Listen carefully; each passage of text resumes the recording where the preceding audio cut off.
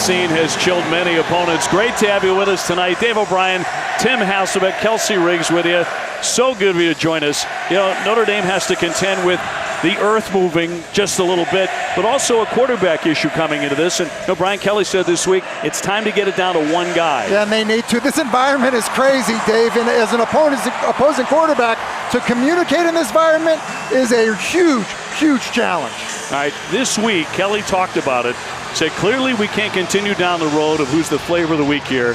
We're going to have to sit down and figure this out and see what direction we want to go. Yeah, and it's a tough decision for him to make because he's choosing really between two very different quarterbacks on his roster when you look at Jack Cohn and Drew Pine. Jack Cohn got a more of a drop-back, stationary player, more veteran player, but he's played in some big environments to transfer from Wisconsin. And then Drew Pine, been a bit of a spark for them offensively, moves around a little bit more, and so that's what he is choosing between. But whoever it is that gets the nod is going to have to be able to handle this environment. Well, Carolina star Sam Howell had a devil of a time in this environment in the opener, didn't he? He was sacked 6 times, lots of penalties. He was picked off 3 times. It was bedlam. It was bedlam, and Sam Howell's a quarterback with about as much poise as anybody in college football, but this can get flipped upside down on you in this stadium. You get behind the down and distance. You have false start penalties, and then the crowd feels like they are part of the game plan. And so that really, I think, is something that Notre Dame is going to have to navigate tonight. All right, the Hokies have plenty of offensive weapons at their disposal. The question is, are they getting enough out of them? Do they want more out of that offense? Yeah, it's really interesting because Justin Fuente, I think, is thrilled with how his special teams have played, his defense has played. But offensively, you're right, they have playmakers that they're just not getting the football to. And I think it really comes down to Braxton Burmeister doing a better job of getting the ball to those playmakers, taking that next step forward offensively. For more on Burmeister, let's get it down to the field. And Kelsey Riggs. Kelsey? Well, Tim, you're exactly right. This is an offense that's still trying to find their identity. And Braxton Burmeister told me this week that he feels like they're very close. He's 5-0 as a starter here at Lane Stadium. A threat when he runs the ball, but head coach Justin Fuente told us this week he wants to see him cut the ball loose, let it rip a little bit, and give these wide receivers a chance to go out there and make some plays. His message to his quarterback was simple. If you do what I ask you to do and it doesn't work out, that's on me. Every quarterback wants to hear that, don't they? I mean, if you'd been told that by your head coach, you'd say, game on. How freeing. I mean, how much confidence can you give a player? And I think it's really smart of Justin Fuente to kind of take that approach with Braxton Burmeister. And, you know, I would think that it will help him play much better. Now the Hokies won the toss. They will defer. Notre Dame will receive the opening kick. Just seconds away from getting started. Chris Tyree back at the goal line. And this is special on a Saturday night here in Blacksburg. And this crowd is ready to blow the roof off. And again, just a gentle mist started falling about, maybe a half hour ago. Tyree back, and it will go through the back of the end zone. They'll bring it out to the 25. So eager to see who the Fighting Irish are going to bring out. It will be Jack Cohn as the starting quarterback. Well, he has the experience, Tim, no question about that. Led Wisconsin, the Big Ten title game, and a Rose Bowl. 18 starts for the Badgers. Yeah, and you would think that the big game experience, having played in big environments in general, has given Brian Kelly, a feeling of confidence of why he's getting the nod tonight. A little bit of a size advantage over the other 2 quarterbacks as well on 1st and 10.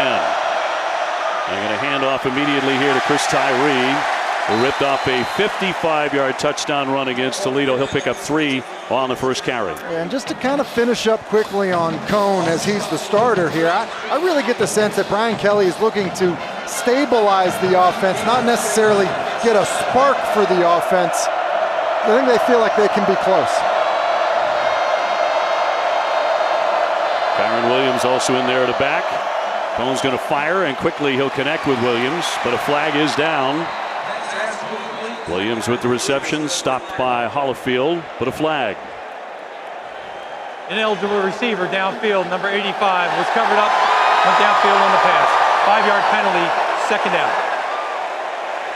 Obviously, North Carolina was plagued by huge penalties when they came in here and took a loss. Yeah, and Brian Kelly told us, last week was so frustrating because they felt like they beat themselves, and pre-snap penalties will drive coaches crazy. And you're right, now in this environment, to get off schedule and have the crowd become a bigger factor is not what Notre Dame's looking for. Second down, 12. Cone to throw. Flushed out of there. Dives ahead. Lots of pressure on him. Taiwan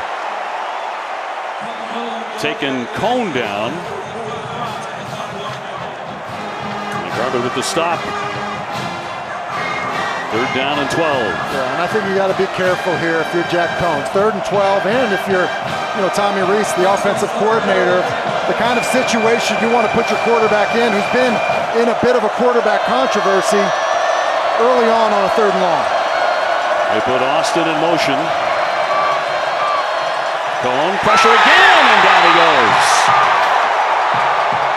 And sacked for a 9-yard loss. Amari Barno, the man to get him. Yeah, here's Barno. He's coming from out here. It's going to be a little spin move inside. And Joe Alt, who's playing left tackle, the true freshman, just isn't able to get enough on him. This is a heck of a move by Barno, and really gets held in the process.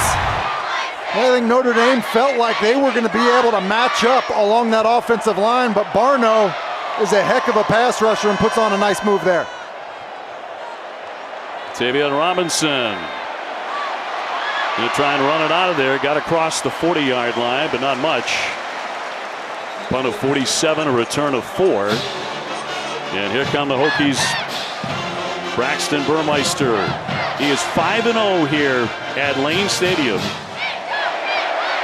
Had a career day at West Virginia. 223 passing yards, 2 touchdowns. Will he air it out more tonight? Yeah, I think the goal is for him to be more efficient in the passing game for sure. Now, the one thing he's done a tremendous job of is protecting the football, but I feel like they've left big plays out on the field because he hasn't, as Kelsey said in the open, really pulled the trigger. Goes short to Robinson, who's wearing a number 25, stacked up as he got across the 40, and met by Kyle Hamilton, the All-America candidate, who is Mel Kiper's number 2 overall pick. And I think that we're going to be saying number 14's name quite a bit. Kyle Hamilton covers so much ground at 6'4", playing free safety. He just does a good job of getting to the football, and obviously does there on first down. Jalen Holston, a running back. Burmeister, the junior, out of California. What a journey it's been for him to get to this side of the country after starting out at Oregon. Nick Gallo, the tight end. They're going to keep it on the ground, and nothing there. The Irish stack him up. And that was Holston, who got nothing. Drew White with the hit. Yeah, now we're going to see, another 3rd and long situation, obviously this time for the Hokies. And I think these are the areas where, Brad Cornelson's done a good job of calling plays to get guys open, but it's now about Braxton Burmeister delivering on the throw. He's had a lot of good 3rd down calls there at 45.3% on 3rd down. On the run, he's going to fire for the sideline. He threw it away. So good pressure again by the Irish. And nothing doing there for the Hokies. Notre Dame coming in 4-1, lost for the first time last Saturday at South Bend to Cincinnati, 24-13. As you mentioned, they were sloppy against the Bearcats with 3 turnovers, 7 penalties. Brian Kelly said it was ridiculous. Too many turnovers. And they're going to start right around the 24-yard line, a 37-yard punt. Notre Dame to take over the football here in Blacksburg. The lead side with the first possession, 3 and out. Man, these fans get creative. For me as a broadcaster, this is a bucket list to be here in Blacksburg. Michael Mayer wearing number 87 on the sideline. He's been dealing with an abductor issue, Tim. He was not in there in that first series. And it seems strange for Notre Dame to be on offense and him not have his helmet on. So Cohen, 1st and 10, will throw that one short to Williams. Williams trying for the sideline. And Holofield there with the stop. But, in the pregame he looked okay, but that abductor. Yeah, and watching him play last week, it clearly was bothering him. He looks like he's a little hobbled there. Again, no helmet, even in his hand, it doesn't appear. And for a guy that's been such a huge part of their offense, you think about it, 3 touchdown catches already this year. It's a big loss if he's not going to go. Number 2 in the country in receptions by a tight end. Williams trying the left side and dragged down by Narell Pollard after a 5-yard pickup. Notre Dame does so many different things formationally with Michael Mayer, in terms of giving him opportunities, isolating him. This would be a perfect time where they would use him on the 3rd and 2. Williams with the carry, and he'll dive ahead and pick up the 1st down. He's a dual threat. He can run, he can catch. Rushed for 91 against Purdue. He caught 6 passes against Florida State. Yeah, and he's a really good runner, an all-around back. And you see the number 3 running back prospect, according to Mel Kiper. I talked to some pro scouts on the field before the game, and they certainly are excited about him. It's been a bit of a struggle so far this year. Hey, empty look here for Notre Dame. Kelly talked about that this week. He'll get that fired and complete to Austin for a 12-yard pickup. Yeah, and this is a nice job by Jack Cohen, just kind of hanging in there. They are in empty, kind of clears things up for the quarterback. Looked like he wanted to escape just a little bit, but does a nice job of hanging in the pocket and then hits Kevin Austin on the in cut. It's a nice completion by Jack Cohen. Austin with 2 touchdowns against Wisconsin. 1st and 10 for the Irish.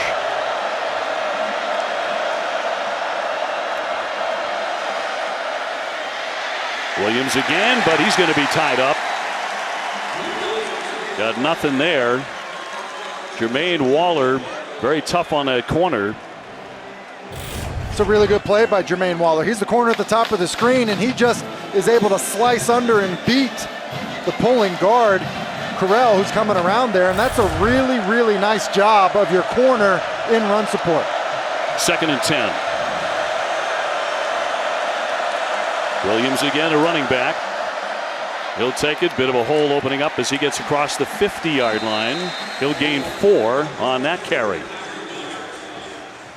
I'm just getting the sense early on that Notre Dame and Brian Kelly and probably his staff have challenged this offensive line. The way that they've come out clearly trying to run the football, be patient with running the football. There were a lot of questions about that. The quarterback issue is one, and could they run the football here at Virginia Tech tonight? 3rd down and 6. They'll back off. Cohen handing off. It's Tyree this time, straight on. And picked up close to 5 yards there. Griffin tied him up. And they're going to be short. And 4th and 1 coming up for the Irish. Yeah, and again, a run on 3rd and long, and then, a 4th and short. This is what I mean, just getting the sense that Brian Kelly has challenged this offense, this offensive line. Going to change how things have gone so far this season. Notre Dame to go for it here on 4th down and 1. Cohen under center. And blown dead. 8th play of the drive here for Notre Dame, a flag down. Ball start, offense, number 52. 5-yard penalty, 4th down.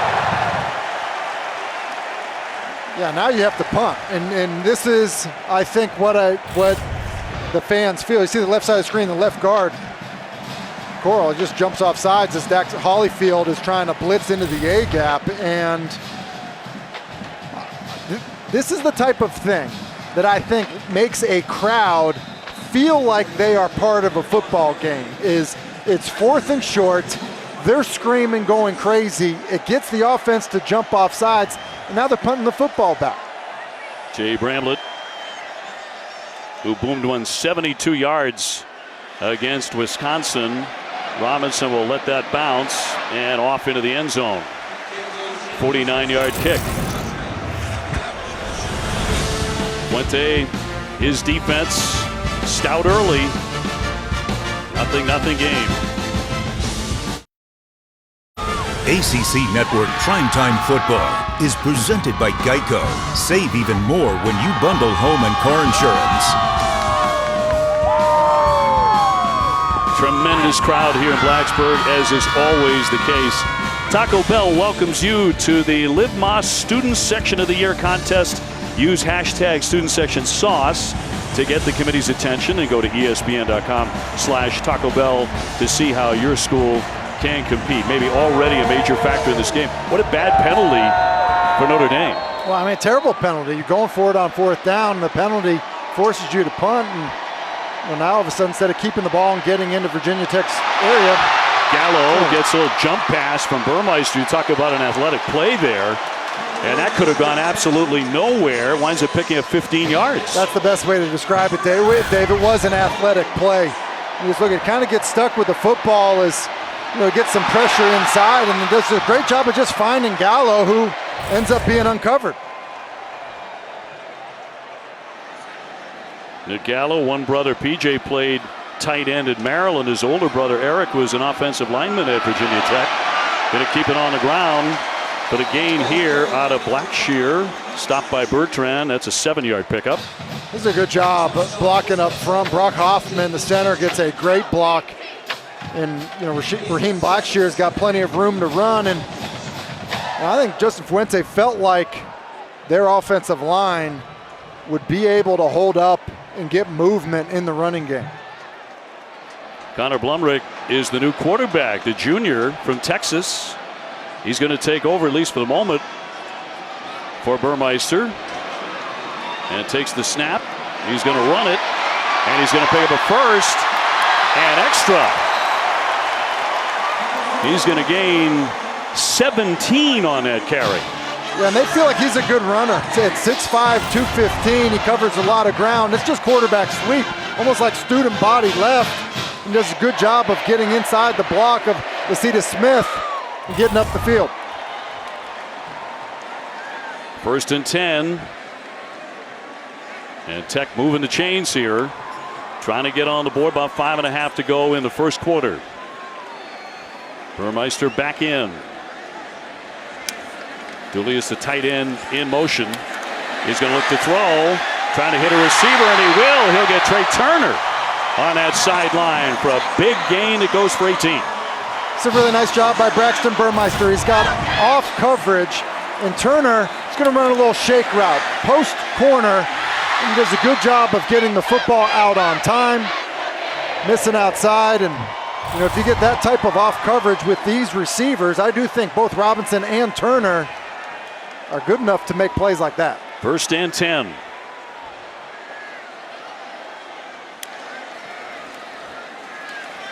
He's going to fire, and incomplete. Trying to dive inside, but a flag is down on the play. His intended receiver was Robinson, but a flag dropped. Was it Cam Hart? Before the pass, holding defense number 5. 10-yard penalty, 1st down. Indeed it was Cam Hart, the sophomore out of Baltimore, the corner for Notre Dame. And maybe that left arm there. I was looking to see if this ball was tipped. It looks like they're calling the hold prior to that, which is what the official said, which is the right call. It's interesting, off coverage by Hart on the previous play, pressed on that play and get a run pass option. You see the challenge that it creates for the secondary. Notre Dame defense with 9 interceptions. All told for the defense, 12 takeaways, one of the best in the country. Lummerker's back in there at quarterback. He's going to keep again, diving into the center of the line and gain a hard-earned 2. Blumrick's an interesting guy. That Texas A&M transfer, a little bit like Logan Thomas. So you think back to a previous Virginia Tech quarterback, a guy that's probably physically talented enough to gain a little more weight that he could play tight end. And I think they kind of want to sprinkle him in on some of these quarterback runs because, Burmeister running it as much as he has run it, they're worried about him holding up physically. Yeah, he's working on sliding. He said, I need to get better at that. My teammates, my coaches, they're all saying it. He's going to take off here and get down close to the 6-yard line for a 6-yard pickup. Well, he doesn't slide there, and that's a pretty good job. A nice read and run by Burmeister. They're trying to pitch and kind of option off of the edge defender.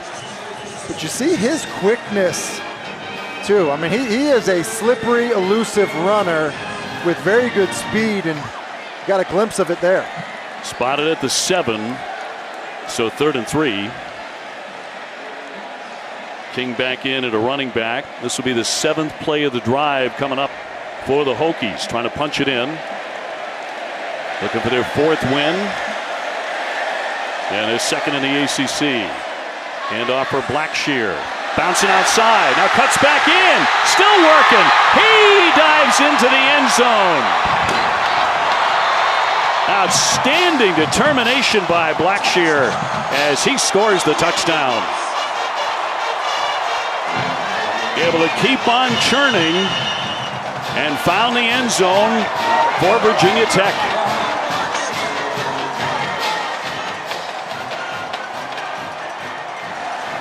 Parker Romo on for the extra point.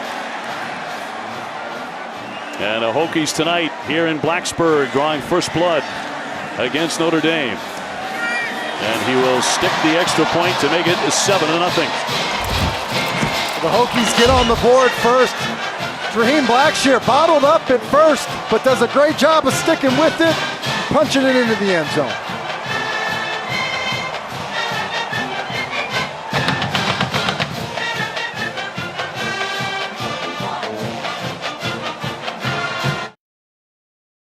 Blackshear into the end zone, 7 plays, 80 yards on an impressive drive.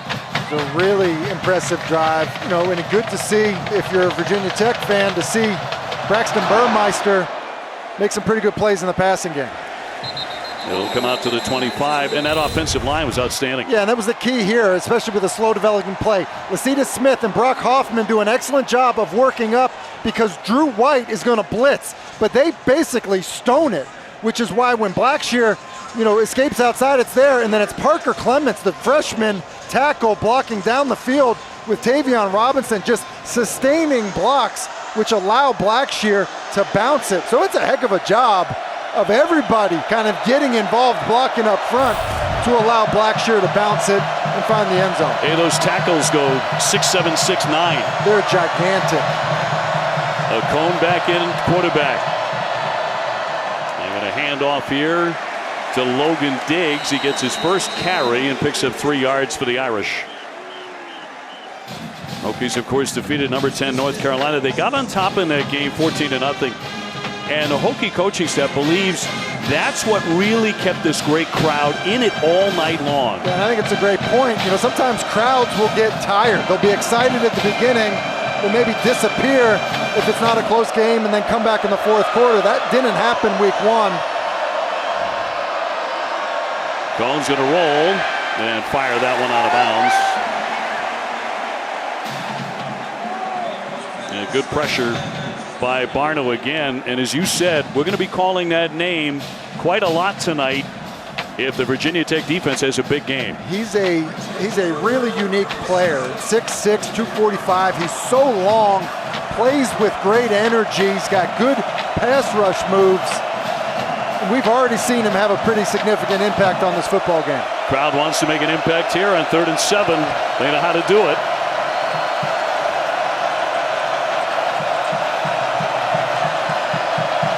Man in motion, Austin, the wideout. Cohn with time. Now it really breaks down, and he goes down. For a split second, he had a receiver. Josh Fuga came out of nowhere, the 6'2", 310-pound freshman, to drag him down. Well, you say he came out of nowhere, and I think really what happens is Jack Cohn, here's Fuga right here. He's going to get a great push. But watch Cohn in the pocket here. He's got a pocket, I believe, and he kind of just drifts up into it and allows Fuga to make a play. Kind of stay right there. Kind of drifts to his left some, and makes it a hard block for Andrew Kostovic and walks into the sack. So the Irish forced to punt. Robinson, proudly wearing that 25, finds a bit of an opening, spins ahead, dragged down around the 40-yard line. 47-yard kick, a 10-yard return. And later this week, ACC Network will have its annual basketball tip-off and conference media days. The men are Tuesday, the women on Wednesday. Packer and Durham, and nothing but net with 18 hours of coverage starting at 7 a.m. Eastern on both days. Also available on the ESPN app. Great fun to come to Virginia Tech to call college basketball. I've done that 2 or 3 times. Never a football game. This place is just incredible. Back to throw. Now I should say handing off here, and the carry will be made by Thomas. And Thomas gets nothing on that one. And stopped by Heinisch. Has a lot of experience tonight. His 54th game of a standout career. We'll bring up second down and 10. Burmeister engineering a terrific drive moments ago to get them into the end zone. 7-0 Hokies. And a flag down. And you saw Robinson in motion. 1:17 to go here in the first. But another penalty. Offside defense number 41 with contact. 5-yard penalty. Second down. That is Kurt Heinisch. It's interesting. I never understood this. I really haven't, Dave. You're literally, the ball is right under your nose. But, these are the things that I think Brian Kelly, was referring to a week ago. Some of the sloppiness. Already seen a couple mistakes offensively, pre-snap penalties, and now one on defense. Yeah, it's their 4th penalty already. Gallo in the slot. It's going to be fumbled. Picked up by Burmeister. Going to try for the sideline. He's taken down at the 45, stopped by Cam Hart on a blown play. This is a blown play. You get a sense, though, you see Burmeister hobbled a little bit. He's a guy who dealt with some broken toes a year ago. You get a sense of his speed. It's a bad exchange, but he's still able to get to the perimeter. Just get a sense of how fast Braxton Burmeister is. 3rd and 5. Wants to put it in the air. And complete to Robinson. He'll spin away from a tackler. Picked up some extra yards. Moving the chains. That's a gain of 11. First down. And I think this is a play that they're looking for out of Braxton Burmeister. He's got, pressure right in his face. There's no way with this look that he can see Tavion Robinson. He's trusting where he is based on where he last saw him. And I think that's part of what Justin Fuente is talking about in terms of, letting it rip. The field was a catch. The previous play is under further review. So they'll take a look at it. Tavion Sweet Feet Robinson with a nifty spin move after the catch, but Rusty Acree, the replay official, they're going to check to see if his knee was down when it went down. Yeah, it looks like when he goes down, that right knee, prior to that, like right when he's catching the football, this right knee hit the ground, and it looks like it does. But does it hit the ground before he catches the football, and does it come up? Yeah, that's going to be knee down, catching the football right there. So there's going to be no run after the catch. So the spot of that football. And right now they're spotting it at the 45.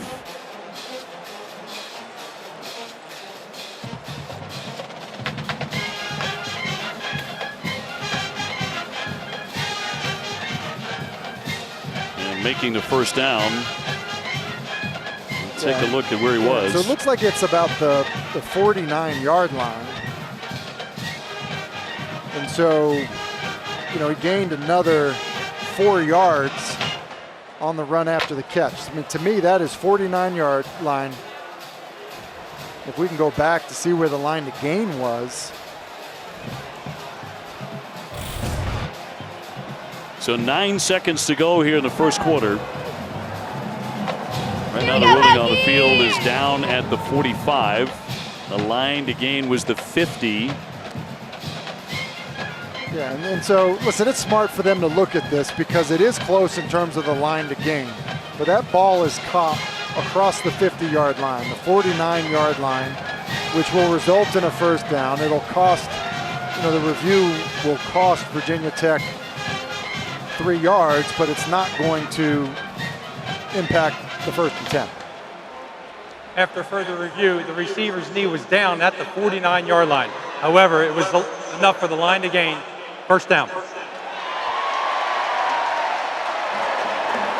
So Robinson with a catch for the first.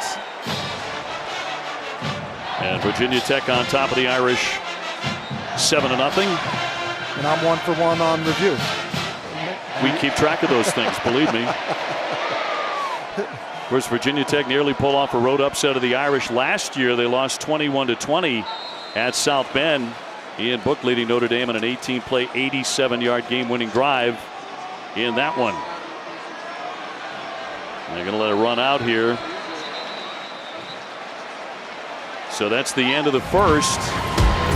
Virginia Tech with a strong drive to get it into the end zone. Running the football, they're on top, 7-0 over number 14 Notre Dame.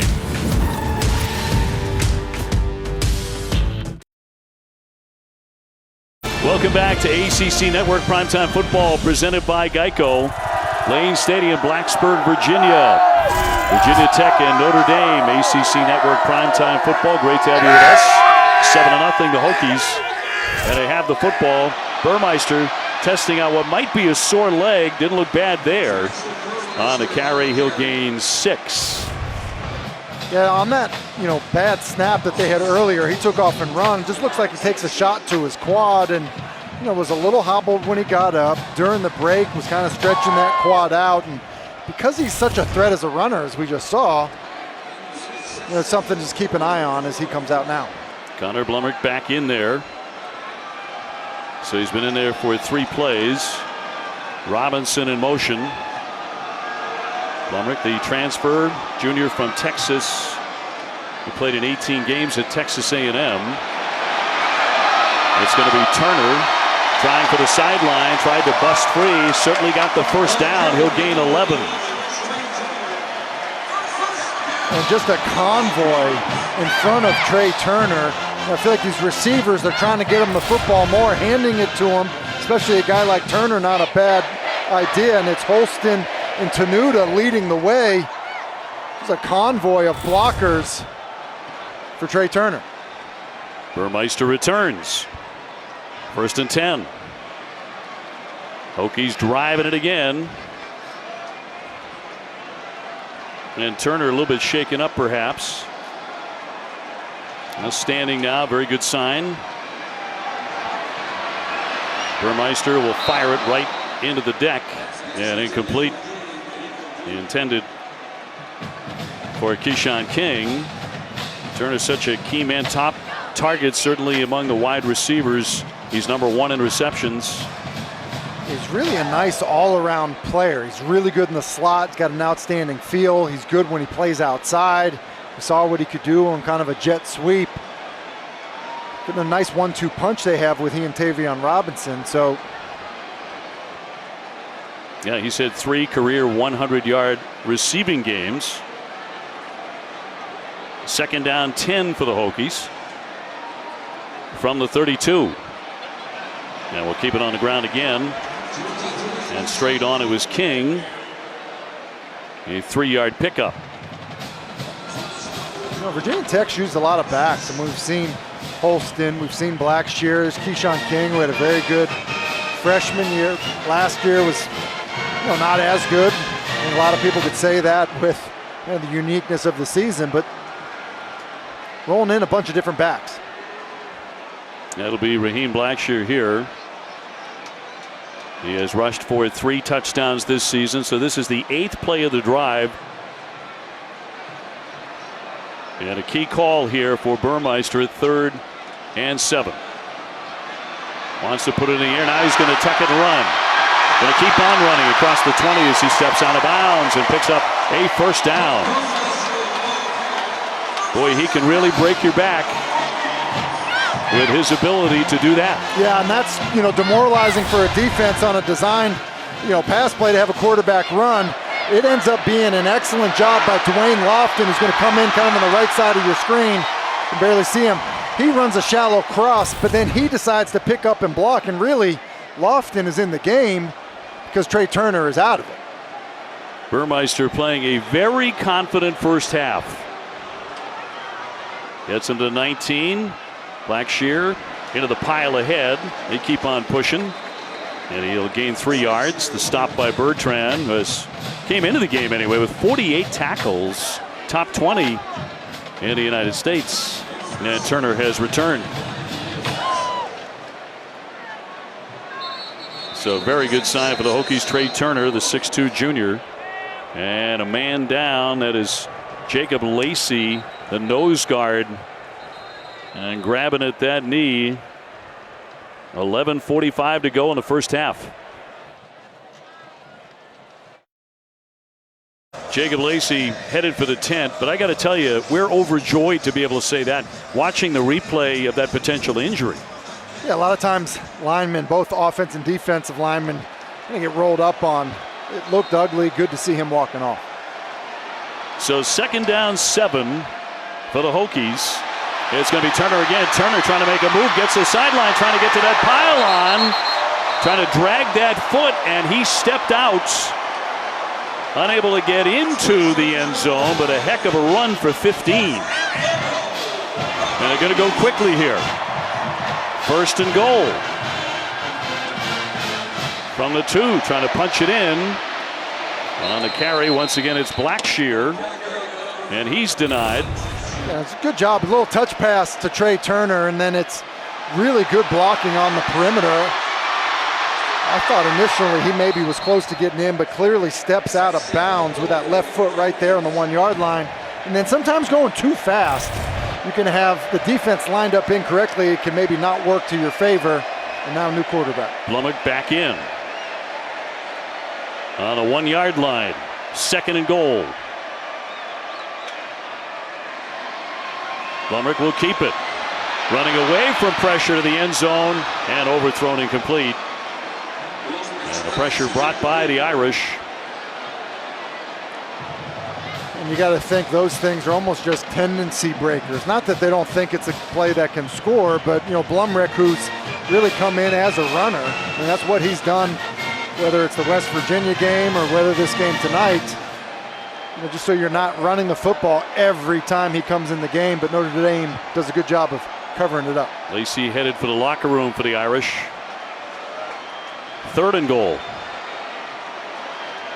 Burmeister back in. Holston in the backfield. Tight end Gallo in motion. Quarterback's going to throw, trying to fade it to the end zone and overthrown, intended for Turner. So unable to get it in. Cam Hart with a good coverage.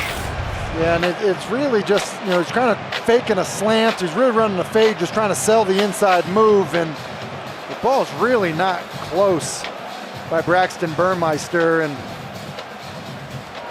Justin Fuente made the point to us, like, hey, let our receivers touch the football. Let them get their hands on the football. We believe they're good. We like our chances going up against these defenders, and Burmeister doesn't allow that to happen. Parker Romo on 19-yard attempt, and he will drill that. So the Hokies on top 10-0, 10:35 to go in the second.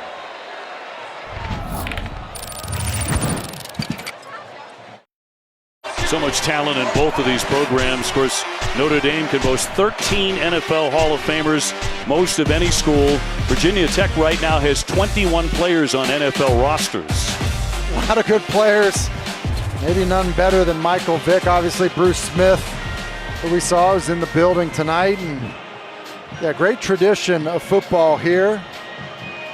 Definitely a nice, they weren't boos, they were some brews. former teammate of yours. Yeah, that is true. I probably remember it better than he does. Well, Hokies on top 10-0. Tough sledding so far for Notre Dame. They've been stymied. 2 sacks, 4 penalties in the first quarter. 10:35 to go here in the second. Tim, you also played in front of a crowd like this. You played in Blacksburg while with Boston College. What was it like? The loudest place I've ever played. Well, you guys are surprising me with a little video here, but this maybe was the only good play of the night to Dedrick DeWalt. But the reality is, as loud as any stadium that I have ever played in, and that includes being at the Vet, playing for the Philadelphia Eagles, or any other stadium. It's just as it feels like vertical stands with all the noise and everything just kind of right on top of you. And you get down and behind, it makes it even harder. Tyler Buckner, the freshman, is in at quarterback. He's going to hand off the football and trying to bounce outside is Williams. With a good gain, he'll pick up 10. Tyler Buckner, the dual threat quarterback out of San Diego, the freshman. Talented prospect. He's played in 3 games. He was solid against Toledo in his debut in week 2. He's in there tonight. And the feeling is that this is planned. This isn't, hey, we've pulled Jack Cohen. This is Tyler Buckner has a unique skill set that we want to utilize as a runner, and that's why he's in. And he's running it right now, straight ahead of steam for a 7-yard gain. Took a pretty good hit, too. Brian Kelly said this week, I would not say that Tyler is out of options of playing in any game this year, so he hinted at it. Yeah, and I think that there will always be a package for him at this stage because of what we just saw. I mean, you see the way that he just attacks downhill running the football. It does help you to gain another, weapon, if you will, in the run game with the way you've struggled running the football. 2nd down 2. They put Austin in motion. Trying for that first down.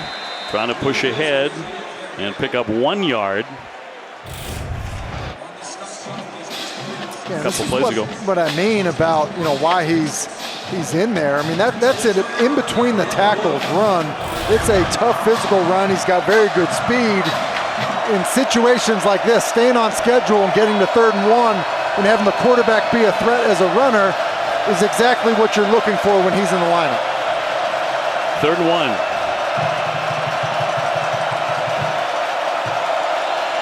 Buckner takes the snap. Williams with the handoff picks up the first down and extra. 6-yard gain for Kyron Williams. And a stop by Peoples. Yeah, here's a good example. Here's Peoples. Watch how he's worried about accounting for Buckner holding on to the football. See that little hesitation there? Just that hesitation allows Williams to get his shoulder square and up the field and convert for the first down. The Irish at midfield. Buckner back to throw. Airs that one out, has a receiver, and that's going to be caught down the sideline. Jumping toward the end zone, but out of bounds is Kevin Austin. Almost got in for 6 after the catch. That's 46 yards. And it's a beautiful throw. Press coverage on Waller. He does a good job of winning and getting on top, and then look at that throw. Beautiful throw by Buckner. And one of the things that happens when you're good at running the football with your quarterback, it forces the defense to get into man coverage, oftentimes with no help, to create easy decisions for the quarterback. 1st and goal for the Fighting Irish on the 4-yard line. Buckner has come in and made a very big difference right away. And now whistles right away. And a timeout. 1st and goal, Notre Dame, and Brian Kelly taking a timeout with 7:35 to go here in the first half. And the Irish knocking on the door here in Blacksburg and trying to take this huge crowd right out of it. Yeah, it's a big time The response. ruling on the field is a catch and the runner was out of bounds. The previous play is under further review.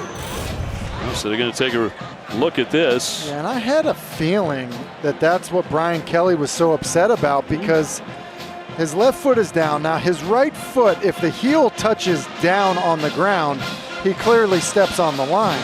But if that heel does not make it to the ground, watch his right heel as his toe hits the ground there. The toe's inbounds, but it's that heel that barely touches that line, which I think it does. I think it's the correct call by the officials on the field. But there's no doubt it was close, and probably why Brian Kelly was really looking for this play to be reviewed. Yeah, I mean, to take absolutely nothing away from the effort by Kevin Austin.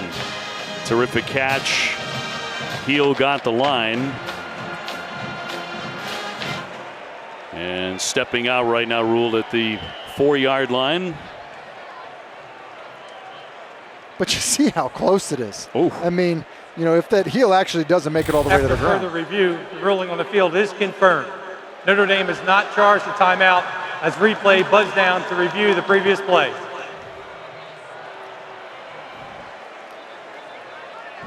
And that's a nice little break as well, because it seemed like they were waiting for it to be reviewed when it wasn't. Maybe some confusion at the line of scrimmage with your freshman quarterback, and that's why the timeout was called.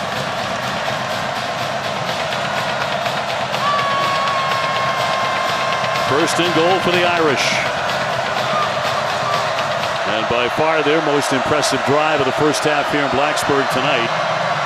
Buckner again. Going to hand it off for Williams. Kyron Williams with Jermaine Waller there with the stop and a gain of 1. You know, you get down into these goal line situations, a lot of teams want to play cover 0 because then you can account for everybody, especially the quarterback in the run game. And if I'm Notre Dame, I'm doing something to get Buckner on the move.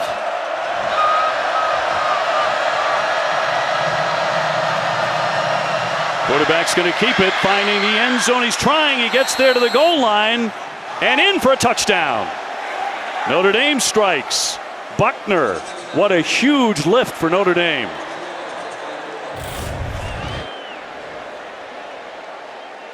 Well, how about this effort? He was still on top of the defender as he spun over into the end zone. And Dave, I think that's the reason why it is a touchdown. It's basically quarterback power extra. It's a good job of physical running by Buckner, because that's Shamari Connor, who, you know, has an NFL future as a strong safety. You're kind of running through that contact, being able to get it into the end zone. The ruling on the field is a touchdown. The previous play is under further review. So another review as they take a look at the 3-yard touchdown run by Tyler Buckner, coming off the bench, the freshman from San Diego. And assuming this stands, which I believe that it will, because as you said, Dave, he's on top of Connor before he touches down in the end zone. This is an impressive 75-yard touchdown drive by a freshman quarterback on the road, down 10, to give Notre Dame a spark offensively. After further review, the ruling on the field is confirmed. Touchdown Notre Dame. And on the scoreboard with Dorer coming on for the point after, a 5th-year man. Notre Dame's been very fortunate 3 straight years with the same punter and kicker.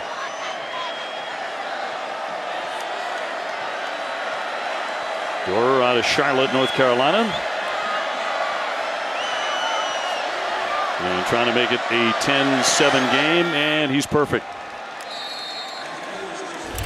Well, how about this drive by Tyler Buckner? Beautiful pass down the field to Kevin Austin to get them into the red zone, and then it's, you know, some excitement from Jack Cohn, and then the quarterback power extra punching into the end zone. Notre Dame within 3.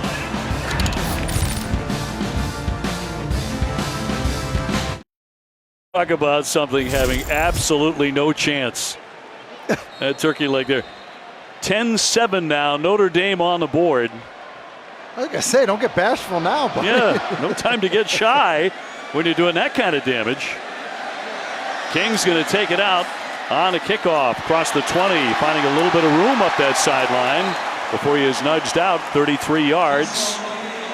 As we take a look at tonight's Players Spotlight, brought to you by Geico.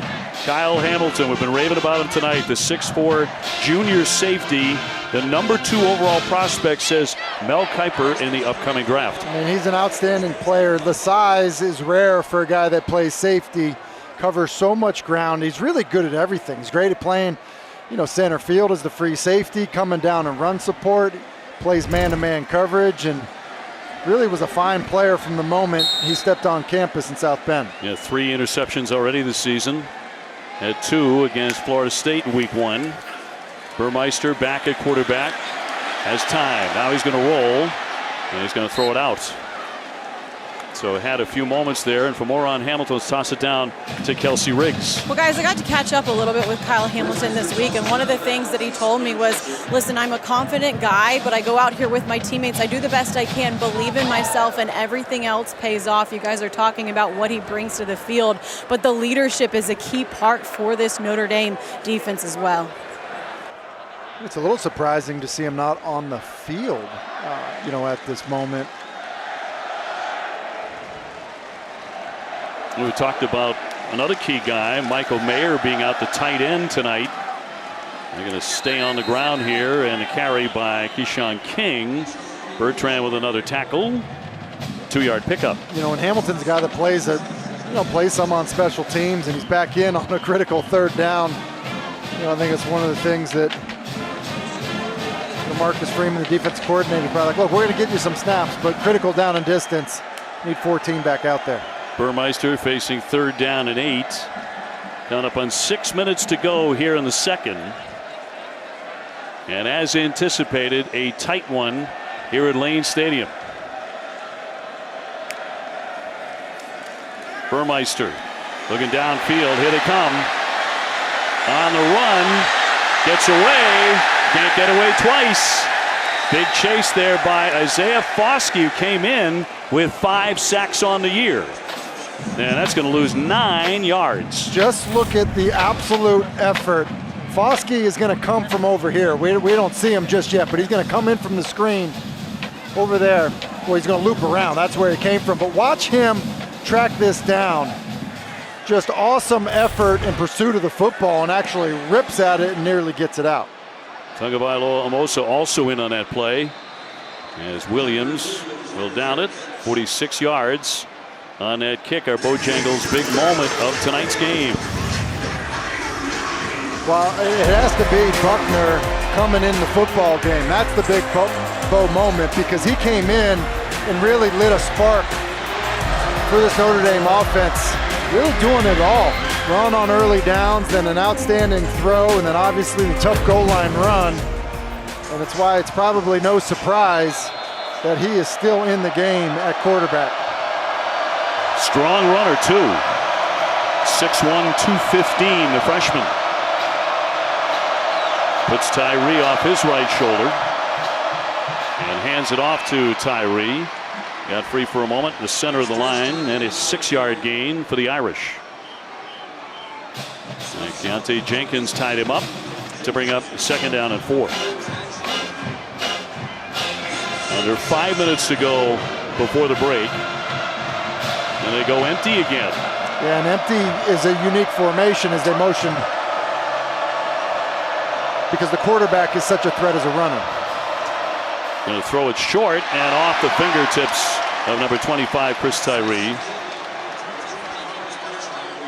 And Tyree, by the way, from Chester, Virginia, was heavily recruited by Virginia Tech.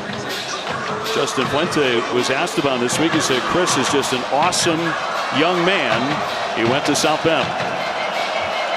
And he's wide open on that play there. And I would expect Notre Dame to come back to some of that empty set stuff, because it will help define things for Tyler Buckner. 3rd down, 4. Buckner wants to throw, and incomplete. He's trying to find Avery Davis there. Could not make the play. And Notre Dame to punt. Yeah, and as good as we've seen Buckner be running the football, it's 2 throws in a row where he's just not accurate with it. As Avery Davis turns around, ball is kind of fired at him, low and away outside, away from where he's turning.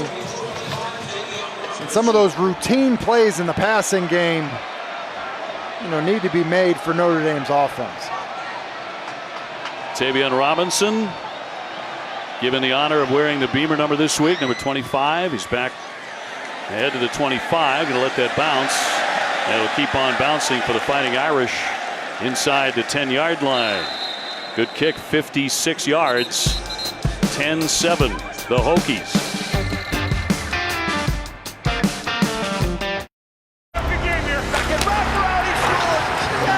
NHL, ESPN, back together again. It is hockey time and opening night on Tuesday. NHL back on ESPN. We're in Blacksburg, Virginia. What a place to be on a Saturday night. Notre Dame and the Hokies, Burmeister and company, trying to get the offense in gear again. It's gotten sluggish here in recent drives, Tim. It has, and with just around 4 minutes left in the half, this is a critical drive. At a minimum, eating up the clock, flipping the field if you're Virginia Tech. But it's been a bit of a struggle, and I think staying out of some of these known passing situations would be critical, because I feel like Notre Dame has done a very good job of blitzing the protections in those known passing situations. And it's really, the thing that's killed, the last couple drives. 2nd down and 8. Burmeister will unload. He'll fire. Tough catch by Turner. Gets away from another tackler. Really tough to bring down on the first effort. He gets 19 on that. Yeah, and that's why they want to get Turner the football more. He's just running basically almost similar to the shake route he ran earlier. It's a run-pass option, so you're not running that glance in behind the linebackers. You're bouncing back off of it, but then the run after the catch, also outstanding. His brother P.J. Hairston played in North Carolina, first-round NBA pick of the Charlotte Hornets. Jalen Holston now the running back. Going to hand to Turner, trying to slice inside, but Notre Dame sees that coming. Drew White snuffed that out. It's a really good play by Drew White. Some of these perimeter runs, as they've motioned either a back or a wide receiver into the backfield to get on the perimeter, have been good plays for Virginia Tech. And Drew White, I think it said, I've seen enough of that. I'm going to go ahead and run it down. White, the graduate out of Florida, brings up 2nd down and 11. And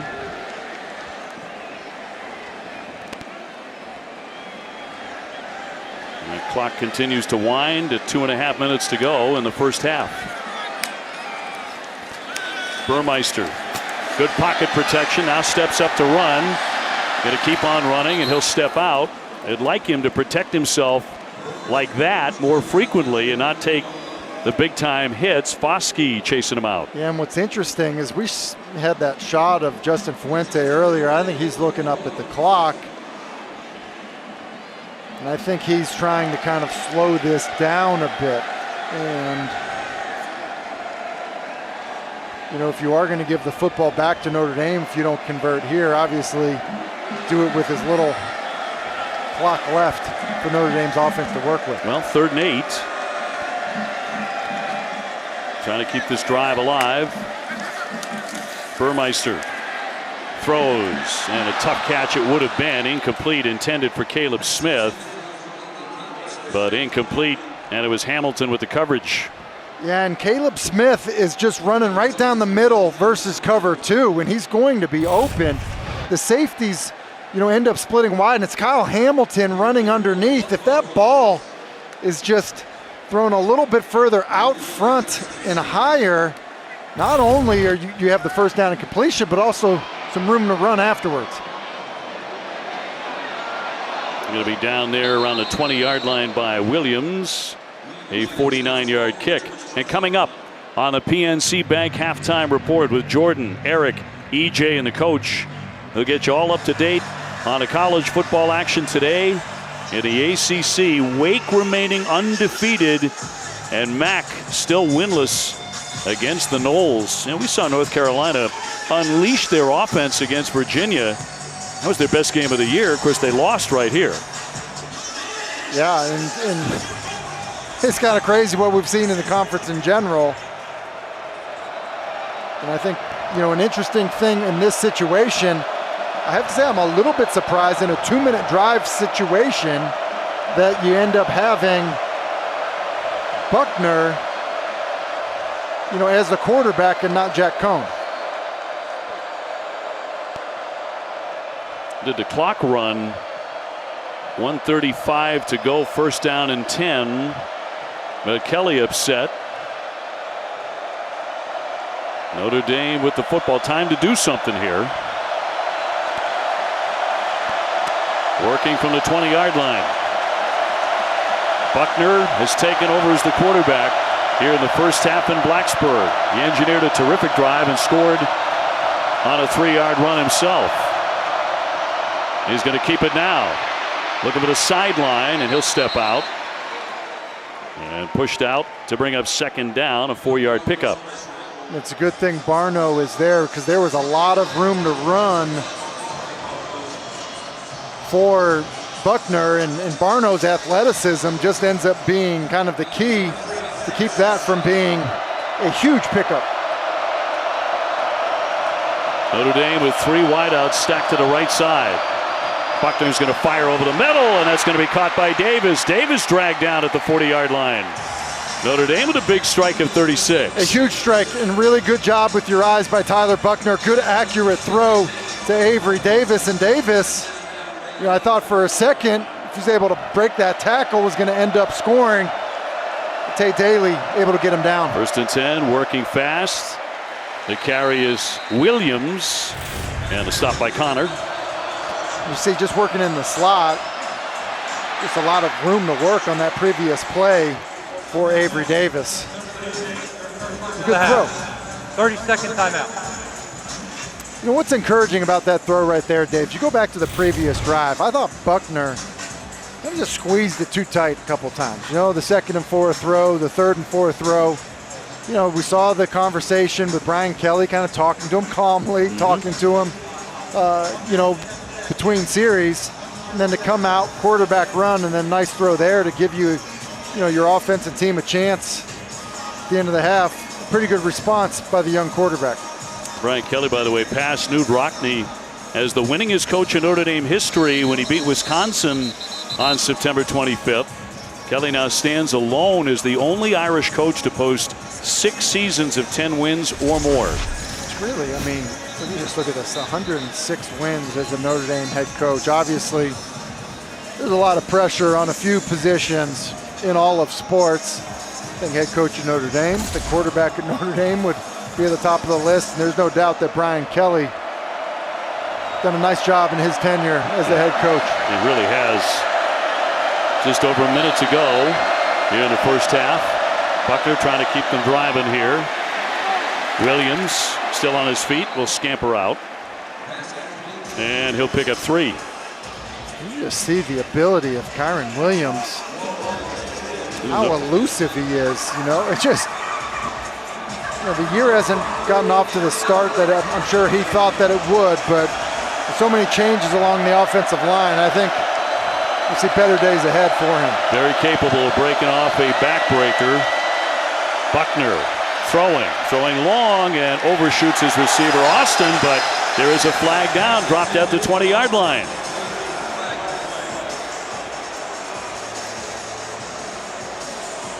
And the Hokies, they know exactly what's coming here with 50 seconds to go before the break. Holding defense, number 17. 10-yard penalty, first down.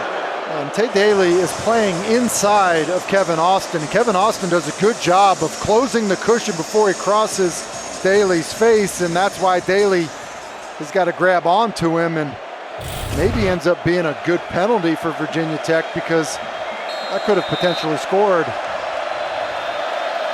Hokies with their first penalty. They don't get any penalties. They've been outstanding all season long. Buckner with the carry, trying to dance outside, dragged down around the 25. That was Jamari Connor, the ball hawking defensive secondary star. And 51 seconds to go and a timeout to bring up second down and 8. Some news and notes in the ACC.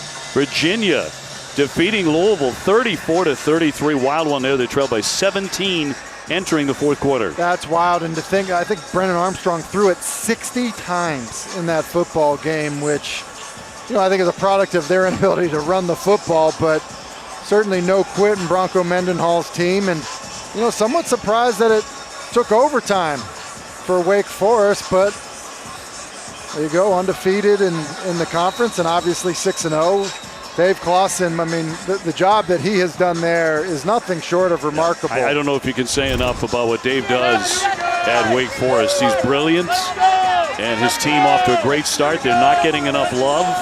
We're going to give him some right now, big time. And he's had guys transfer out of that program that would have been really significant contributors, and everyone in college football has faced that, but what a start for the Demon Deacons. Yeah, perfect. Buckner back to work. Empty backfield again, 2nd down 8.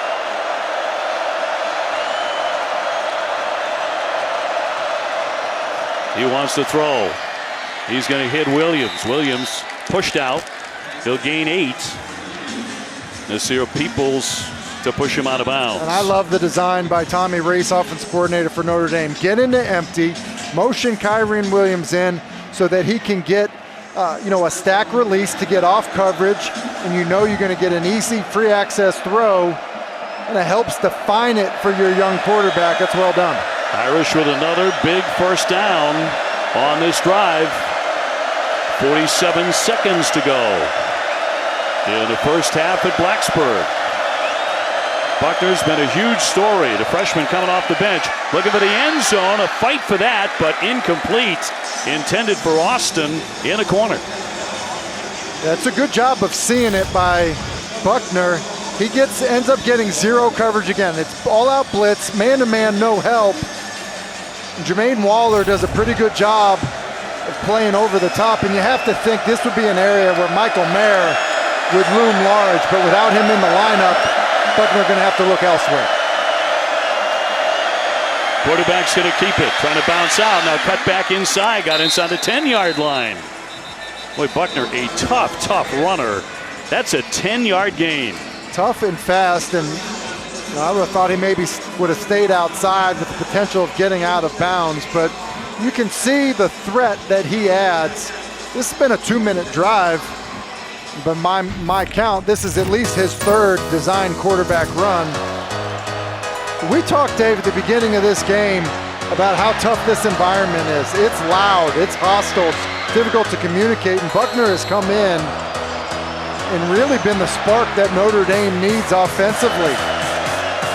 And he's certainly done it on the ground, but he's made enough plays through the air as well.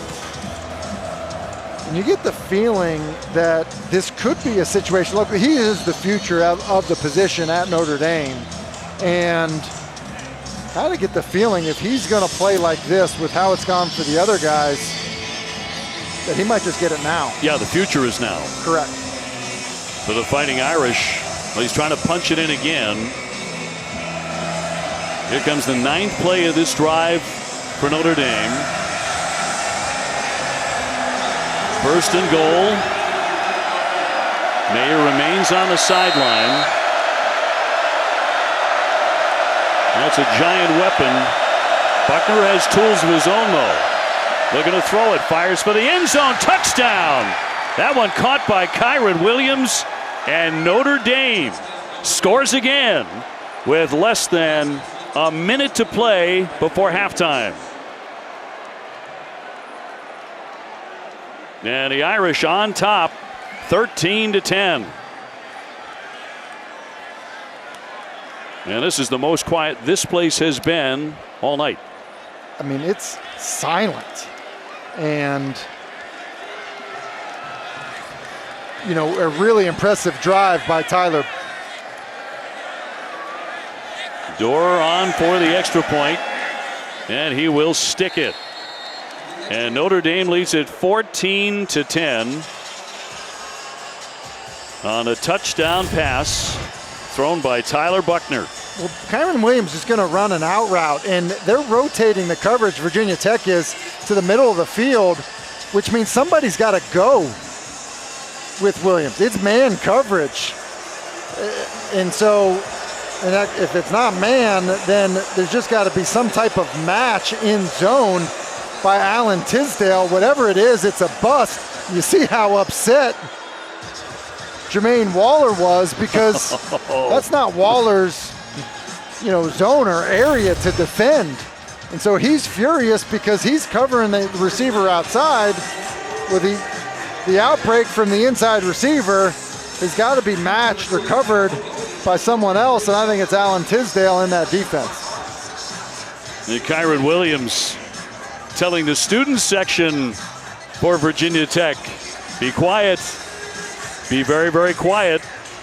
Notre Dame leads it 14-10, 32 seconds left before halftime. And back inside the 5, it's Blackshear, wants to bring it out. And shy of the 20-yard line. Well, we talk a lot about the environment here in Blacksburg, Virginia. It is special, it is unique, incredibly loud, but Notre Dame has the upper hand and has them very silent at the moment. Virginia Tech, of course, will get the ball to start the second half. And to think that it was a freshman backup quarterback that has come into the football game to quiet this crowd that was so into it as Virginia Tech got off to an early lead. You talk about unfazed. Tyler Buckner, he's that. Burmeister on the roll, and we'll throw it out with 22 seconds to go. And Dave, you said, if you're going to go play at Notre Dame, you are going to go play, and there's going to be a lot of scrutiny in terms of what you're doing, especially if you're a quarterback. And we've seen that in recent weeks. And so you would think that Brian Kelly and his staff are recruiting guys that can handle some of these environments. Coming here and playing in Blacksburg, going to Ann Arbor and playing Michigan, playing in some tough environments, and Tyler Buckner's done a good job tonight. Well, he was a 2020 Max Preps All-American as a junior in San Diego. On that sideline, completed to Caleb Smith, and a 10-yard gain with 16 seconds to go. And a timeout. And Virginia Tech will take one. Their first time out of the half.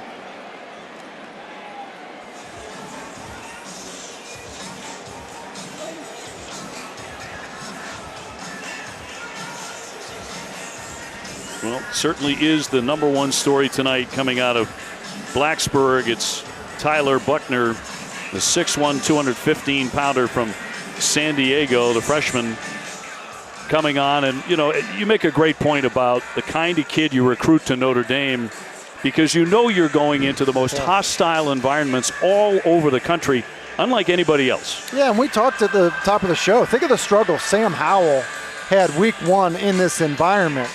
Tyler Buckner is scheduled to just come in and have a package offensively, but because Notre Dame's offense had been so stagnant, he comes in and he basically gets them going. He is their fuel, their energy, and just look at negative 11 rushing yards, because of the sacks and just nothing going. And look, he comes in and throws for over 100 yards, efficient with it, has the rushing touchdown, leads them on the 2-minute drive, and been really impressive.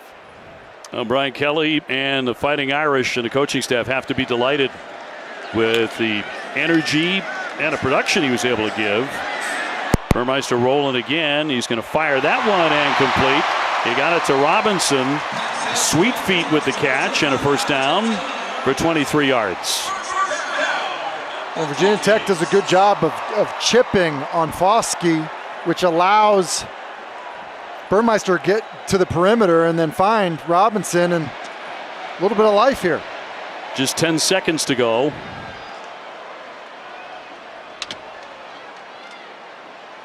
They line up Trey Turner, the dangerous receiver, off to the right against Clarence Lewis. That's that matchup if they want to go deep. First down 10. Burmeister looking downfield again. Another one of those jump passes. It's Robinson with a catch, and he quickly gets out with 3 seconds to go. A 13-yard gain. It's a nice job of Braxton Burmeister managing the pocket. They're running shallow crosses to hit a wide receiver on the move so he can continue and get out of bounds. manages the pocket, finds Robinson, and now at least give your team a chance for a field goal. Yeah, this would be from 52 yards for John Parker Romo. Confidence has been a little bit shaky in him. He can solve that problem right now by sticking one from 52 with 3 seconds to go before halftime. Notre Dame on top 14-10. Got a lot of leg, and that one is good. That's a confidence booster at the end of the half to make it a 1-point game. The Hokies with a 52-yard field goal. Well, it's been described as an adventure, this kicking game, but that is perfect and right down the middle, and that is a big kick. And you think about the momentum swing after giving up a 2-minute drive to have that type of response, pretty big for the Hokies. Lots of swings, no question about that. Let's go to Kelsey with Coach Kelly. Coach, Tyler came in and gave you a huge spark. How would you assess what you saw from him in the first half? I did well. I mean, we ran the ball well, and he gives us a dimension, but he made some throws, and we protected him better. And again, we've been trying to hold off going to him, but he got our football team playing to the level they need to, and you'll see him in the second half. Thanks so much, Coach. All right, our thanks to Coach Kelly. We've got a tight one here. 1-point game at the break, and after this short break, Jordan comes your way with Eric, EJ, and the coach. The PNC Bank halftime report coming up from Blacksburg in just a moment.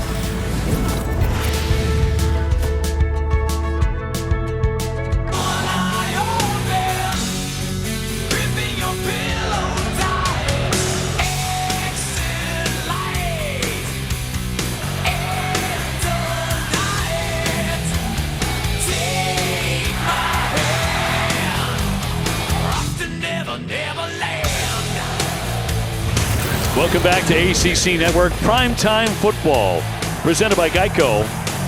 And in Blacksburg, as tight as it gets, pretty much 14-13. Notre Dame, a look at our Zaxby's first half stats. And you see there for Notre Dame, 178 total yards. Most of those came, 152 of them in the second quarter. Dave O'Brien, Tim Hasselbeck with you. Tyler Buchner coming off the bench was the story. Did we see a new era in Notre Dame football unfolding? Yeah, I think we just saw Tyler Buchner win the job, basically. Come in, spark this offense in a tough environment on the road, and he was outstanding. And he's really the reason that Notre Dame has the lead right now. I mean, and to think what he did in terms of drives of 75 yards and 80 yards, and one of them in a 2-minute scenario, I think you have to be really impressed by the freshman quarterback, and it's no surprise we're going to see him in the second half. I think his head coach was very impressed. He looked unfazed by the big crowd, did a good job quieting them. He and Kyron Williams. Keyshawn King's going to bring out the kickoff as we open up second half. He finds room to roam and punches that across the 30. That's a 30-yard return. Kelsey talked with Coach Fuente moments ago. Coach, you told us you really wanted to see Braxton kind of let it fly in the first half. What'd you like about what you saw? Well, I think he's played well. He's protected the football, but still made some plays, both with his feet and his arm. We kind of felt like it may look like this, coming into this game. It's a heck of a football game right now. There's a lot left to play. We knew there was a possibility that you may see a few different quarterbacks from them. They bring in Tyler, and he seemed to spark their offense. How do you slow him down? Well, he certainly did, throwing the ball. Made some plays throwing the football. So we've got to get a couple things adjusted and see if we can make him do something else. Thanks, Coach. You bet. Pretty relaxed there. It's the first time Virginia Tech has trailed at half this season. Well, it is interesting. Take that nugget and then look at how relaxed Justin Fuente was. Seems like he's pretty confident in what his team's response will be, getting the football to start the half and just being down 1. Second down 10. Burmeister back in. He's going to hand off the football as they try to sweep it off to the left side. And a carry by King will get just 3 yards. And he is hobbled. He's going to step off. Hokies at 3-1. 6 of their first 7 are here in Blacksburg. Win over Carolina was their first over a top 10 opponent since 2014 when they beat Ohio State. You see the third down numbers, obviously not good so far for Virginia Tech. Critical one here. Burmeister throws, finds a man in a flat, tough catch on the spin. Blackshear's loose. He finds the sideline and a huge gainer and a great play call here for the Hokies for 25. And it seems like Cam Hart just is unsure of is he playing the football? Is he putting a big hit on Blackshear? And because of that, it's almost like a defender that's trying to avoid targeting or something. I mean, just doesn't wrap up at all. Almost like he gets caught somehow in between. And good job of keeping your balance by Blackshear on the spin move and run after catch. Hokies right away here in the second half on the move.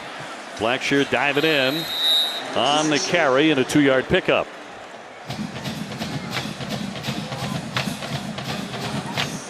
And still working on King on the sideline. It's one of 4 backs who have gotten some action and seen the football tonight. Second down and 8.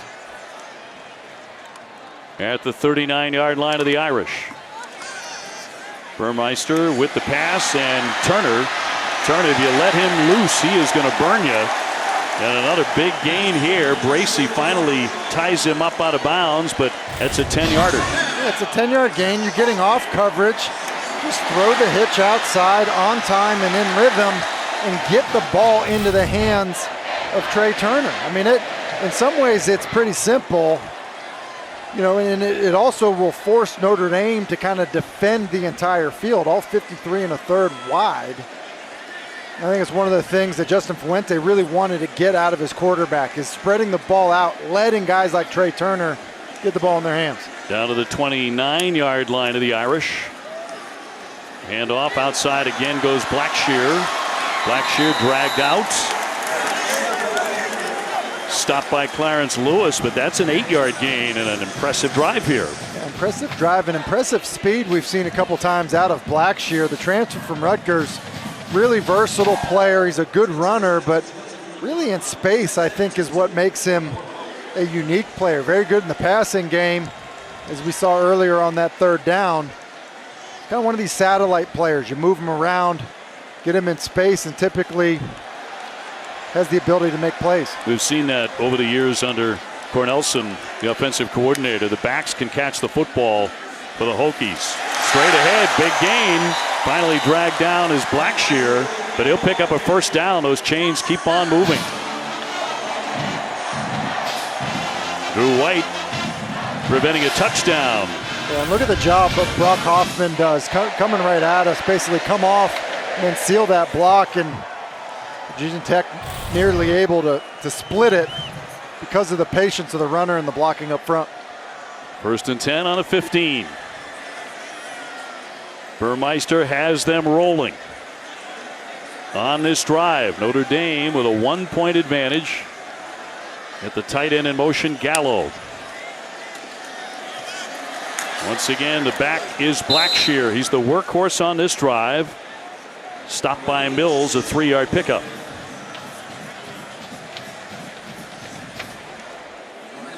So 2nd down and 8. And now Jalen Holston, the junior out of Stockbridge, Georgia. He comes in as the primary back. You just look at the 8 plays, 56 yards and a 5-minute drive. When they were faced with the 3rd and 7, the beginning of this drive, pretty good response here by the Hokies. Holston gets the football. No, he doesn't. It's going to be Burmeister instead. Burmeister throwing for the end zone. And a touchdown. Robinson. 13 yards for 6. Touchdown. And the Hokies strike again, and they jump in the lead, 19-14. A flag is down. A flag on the play. Yep. There are 2 ineligible receivers downfield offense, number 76, number 54. 5-yard penalty, second down. As you look at it, they're saying 76 and 54. It's Hoffman and Lecitus Smith at the bottom of your screen. And see Smith get down the field there. Hoffman get down the field. You know, and the coaching point for these offensive linemen is the quarterback escapes. Like, go ahead and retrace, get back near the line of scrimmage, and they don't do it there. That guy's downfield, and it negates a big play for the Hokies. And negates a touchdown. Still a 1-point advantage. Burmeister on the move. And he's going to dump that one out on the run to bring up 3rd down and 13. Pressured by Drew White, the middle linebacker. Seems like Burmeister just has a natural tendency of always wanting to escape right, even when it doesn't call for it. You know, whether it's protection in the pocket, the ability to climb up inside the pocket, but the natural feeling, and I think it's because he's got such good speed, is escape to the right as a right-handed thrower, and sometimes you just run out of options with receivers going the other way. So 3rd and long. Burmeister firing short. Robinson still on his feet. And some tough yards after the catch. Bracey with a tackle, but they gain 11. And brings up 4th down and 3. They nearly come away with it here. It's good hustle. Potentially a face mask that could have been called, but it's good hustle. It's a jailbreak screen. And it's just a good job of the defensive front for Notre Dame to get back down the field in pursuit to make that stop before the 1st down. Irish with a man down. 4th down and 3, and Romo on to kick with 9:06 to go here in the 3rd. Ademilola, the defensive tackle, he's going to jog off. And I think it was Ademilola that did a nice job of kind of after the initial pass rush, realizing the wide receiver screen, was able to kind of rally back to make the tackle. Now Romo is hit from 19 and from 52. This from 26 yards. And that one is up, and that one is good. So the Hokies have jumped into the lead 16-14 with 8:53 to go in the 3rd. 3rd field goal of the night, have taken a 16-14 lead over the Fighting Irish. Yeah, it's a pretty good response by the Hokies. Pretty good fight back when you think about Tyler Buckner leading that 2-minute drive. And you get the ball back with about 30 seconds left in the half. Get 3 points there, sustain a nice drive to open the second half to get another 3, and pretty good fight back after a pretty good swing from Notre Dame. Now Buckner in that first half, he was the story. He was the story because he came in and took an offense that was flat and struggling and gave them a big-time spark. It was both running the football and throwing the football, and been really impressed. It's a tough environment. It's tough to come off the bench, period, but a tough environment here in Blacksburg, and kind of did it all, especially in that 2-minute drive. So this one will begin at the 25. Just under 9 minutes to go in the 3rd.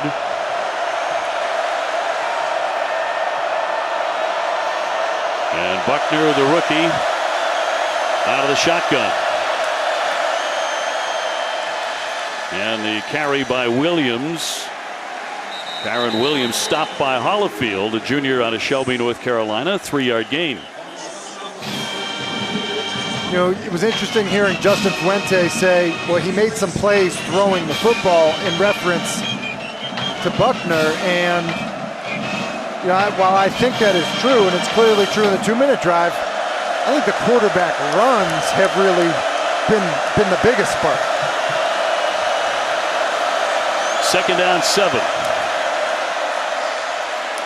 And a quarterback to keep that, and busting up to the 30. Tisdale and Peoples in on the stop and a 3-yard gain. Yeah, and you know, those don't look like much, but if you're getting 3 yards by handing the football off, running up the middle on inside zone, you'd be happy. And so now you've stayed on schedule because of that quarterback run.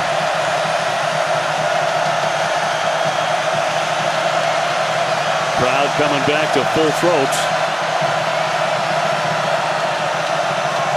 3rd down 4.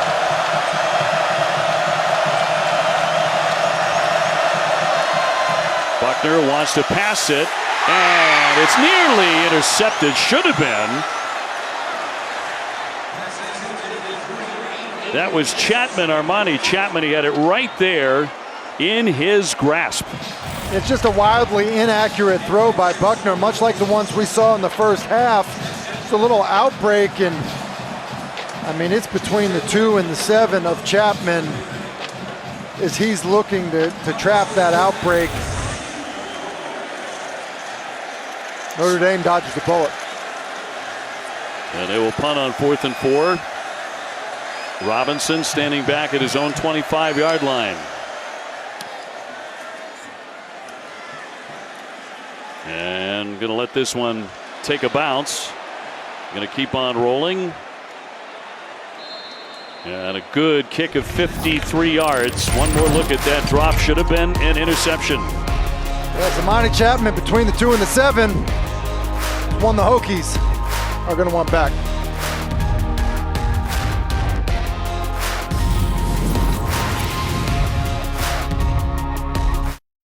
From 20 yards, and gives Virginia Tech its very first lead of the game.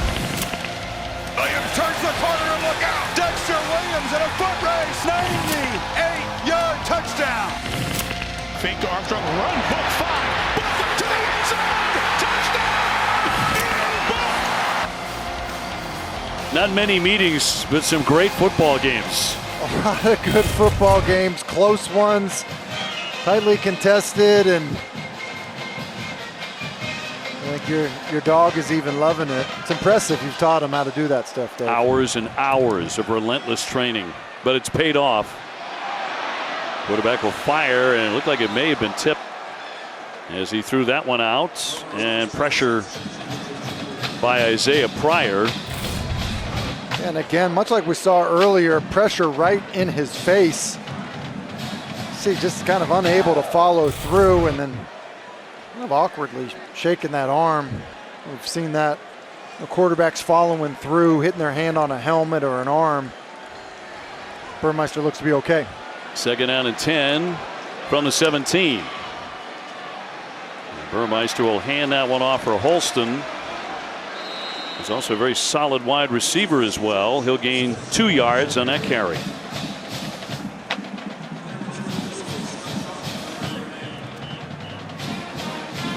So 3rd down and 8.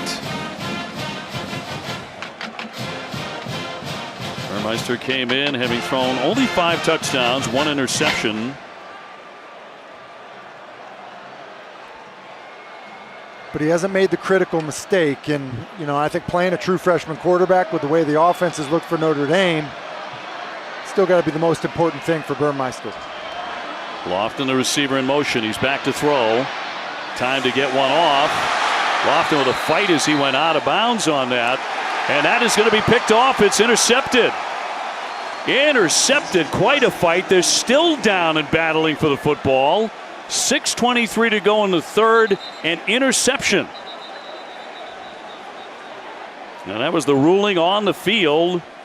Now they separate them. Well, Bracey just does a good job of undercutting it. The ball is left inside, and that's an interception. Yeah, that's Tariq Bracey, the senior. And just as I'm saying, you know, he hasn't made that critical mistake. Here it comes. You know, you're backed up. You know, your team just nearly had a turnover, and Kyle Hamilton kind of mixing it up a little bit. Some of the Virginia Tech players, but that ball's just left inside. And because of that, Bracey's able to drive on it and make the play. Bracey with a heck of a play. Ball spotted on the 19.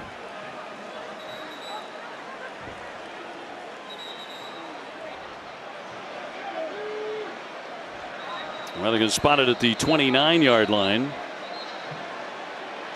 And the 10th interception this season for the Fighting Irish, third most in FBS. Well, they certainly have been ball hawks, and Bracey does a good job there. So Tyler Buckner trying to lead Notre Dame back to the end zone again. Williams in the backfield. And the quarterback will keep it. He's going to bust ahead across the 20-yard line. Buckner continues to gain tough yards, stopped by Chamari Connor, but he'll gain 11. Yeah, just watch this move on Holyfield, the linebacker. I mean, that is breaking ankles there. Playing with two high safeties, they decide to run the ball, quarterback run, and that's not down in two-hand touch.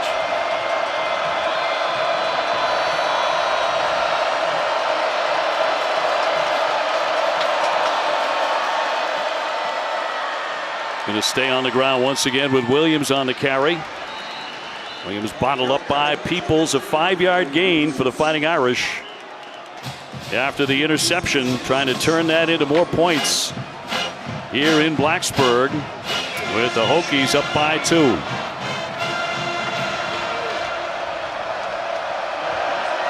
Second down 5 at the 13.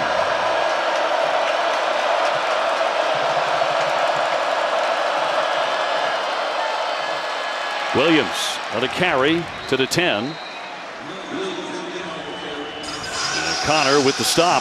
And it just feels like Notre Dame is running the football better with their backs because of the threat of Buckner as a runner. And this just be an interesting opportunity for a response. You think about how that last drive nearly ended with an interception. Brian Kelly in the ear of Tyler Buckner. Now they get a break with getting the ball in the red zone. See if they put it in his hands on third down. Williams and Diggs. Two backs there along with Buckner. On the shotgun. Another handoff. Trying to get into the end zone. It's Williams. Gets free and he dives ahead and he's going to score. 6 for the Irish. And there were 3 missed tackles as he gets in a 10-yard rumble to the end zone. You said it, 3 missed tackles. What an outstanding effort by Williams. There's one there. There's Chamari Connor, who's an excellent tackler. That is power, balance, and outstanding effort to Kyron Williams. So a quick turnaround, a touchdown after the pick. And Notre Dame back in front, 4:29 to go here in the third. And with the extra point, 21-16. Well, how about a little complimentary football for the Irish? First, big play on defense, 10th pick of the year. And then how about the effort from Kyron Williams on the run to punch it in for Notre Dame.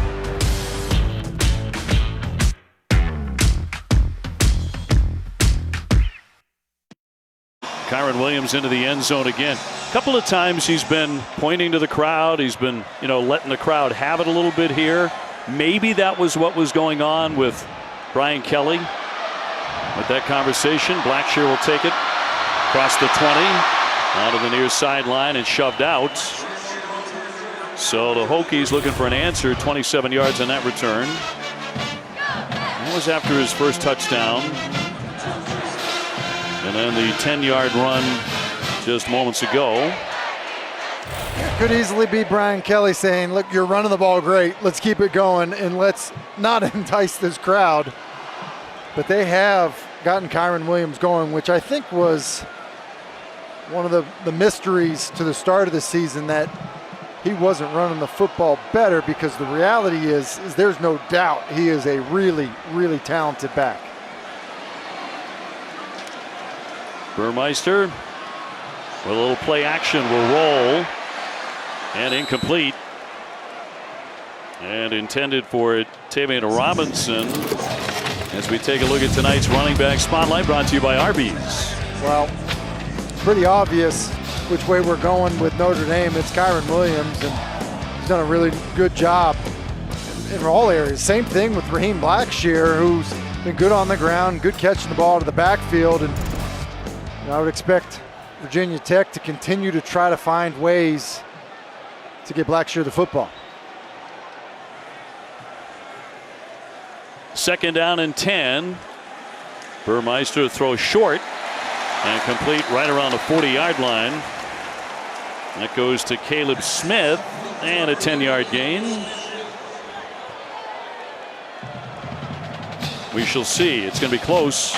Yeah, and to be honest with you, I don't know that they got a favorable spot. Going to dive ahead and pick up the first down here on 3rd and short. So just shy on the reception, but pick up the first down on the carry.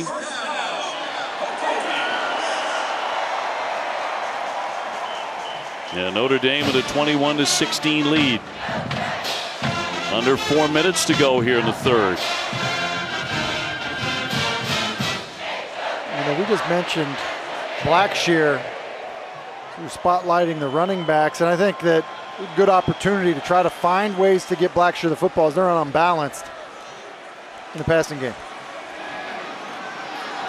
Burmeister throwing long. He's going to try and air it out, but nobody home there. Nobody within a mile.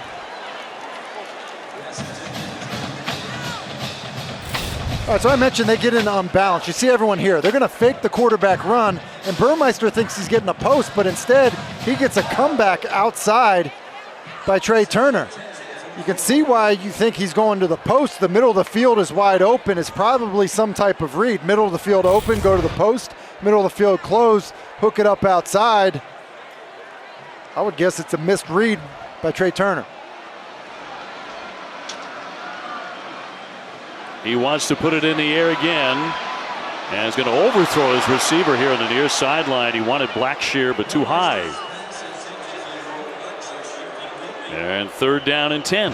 Yeah, and that's just not a good throw, and those are the things that get frustrating. You call a play, underneath coverage is soft. Blackshear is open in the flat.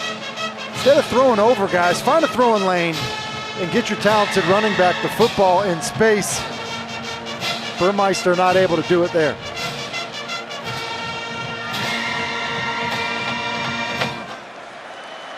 Hokies facing 3rd and long at the 41. Burmeister stepping up, has to run out of there. Notre Dame will drag him down. Ademilola with the tackle, and he is hurt. Burmeister kind of grabbing at that arm in the shoulder area as he was dragged down. You see, and it looks like he's kind of grabbing his right shoulder, but he's got a defender on top of him and just kind of gets driven to the ground. And I think oftentimes you see quarterbacks get injured that way. Your weight plus the weight of the defenders. It looks like he grabs for it immediately.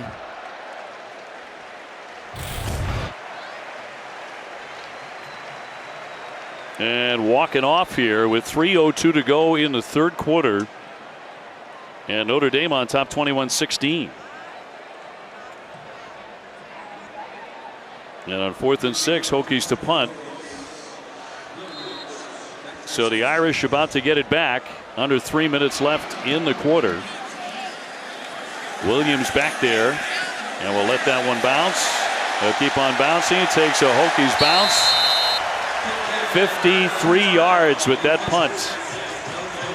And let's go to Kelsey for more on Kyren Williams. Well, I got to catch up with Kyren this week, and one of the things that they talked about all throughout the week really is just how different this offensive line is and how they have struggled running the ball. They lost 4 offensive linemen to the NFL last year, and Kyren told me, look, I've got to do what I can to make stuff happen on my own. You can't change the past. The other thing I talked to him about was this environment, and he pointed out, look, this is my first year really playing in crowds like this. And so he said, I can't let myself get too emotional and in the moment, because he really does feed off the energy. Well, he's in the end zone right now with Tyler Buckner, who came on in the first half to take over the quarterback duties and has not let go. He's going to run out of there with the football. And Tisdale with the tackle on Buckner, a 6-yard gain. Yeah, I love the fearlessness of Buckner as a runner. I mean, backed up, with your feet in the end zone as you're catching this snap, and the way he attacks. I mean, he runs as if he weighs about 225 pounds, not 215 pounds. He can take a lick. He's taking some hits. 2nd down 4. And Williams with the carry off to the left. And tied up by Josh Fuga after a 3-yard gain.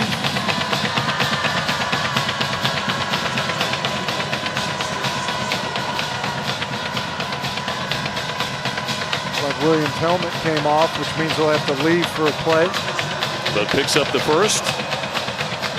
Logan Diggs now in there at the running back spot for the Irish.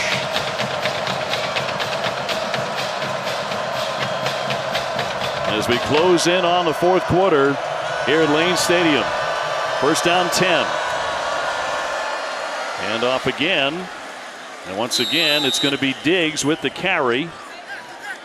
Tisdale with another tackle, a 5-yard gain. 3 really impressive runs by Notre Dame, after being backed up, and obviously some concern on the sideline for Virginia Tech as Braxton Burmeister continues to have his right shoulder evaluated. Now, can he return? Connor Bumrick, the junior out of Texas, has played a couple of downs in this one, but not many. 2nd and 5. Little play action. He's going to rifle that one incomplete. Wanted Avery Davis. Peoples was there on the coverage, and we have 57 seconds left in the quarter. I think Buckner gets away with one there. They're running a post deep cross combination. But that throw was a little flat. Some danger involved as well. 3rd and 5. Notre Dame 3 out of 8 on 3rd downs tonight.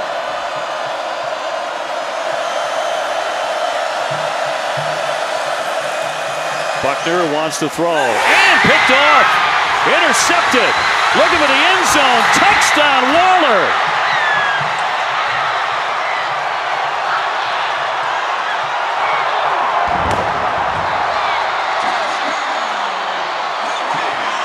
His 4th interception of the season.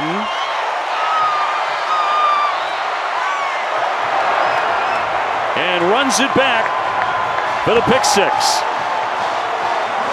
And just like that, the Hokies are on top with 50 seconds to go in the 3rd. It's an outstanding play by Jermaine Waller. He just jumps the route. He doesn't have anybody behind him. It's just seeing what's in front of him and reading the quarterback through the wide receiver. And they're going to go for 2. Hokies on top 22-21, looking for a 2-point conversion. Blumrick is in there along with Holston at quarterback at the running back spot, and a flag is down. False start, offense, number 86. 5-yard penalty, remains the try down. That is the tight end Gallo with the false start. Waller has just been sensational. 4 picks. Former standout high school quarterback in D.C. As Tim often tells us, your best athletes are always your quarterback. Everyone knows that's the case on both sides of the ball tonight as well. And interesting here, obviously going for 2 even after the false start penalty, which now I think means that Blumrick has got to end up throwing the football.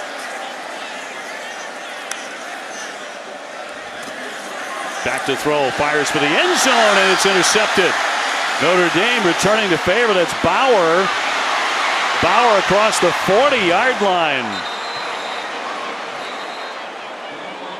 Blumrick going for the 2-point conversion, but picked off. So these two sides trading picks. Well, going back to the interception, you have two high safeties, which means this guy is the flat defender, and that's Waller. And so I think that Bruckner gets fooled by the way the safety to that side is drifting towards the middle. But it allows Waller, just look at how aggressive Waller is as he's looking back through the receiver to the quarterback.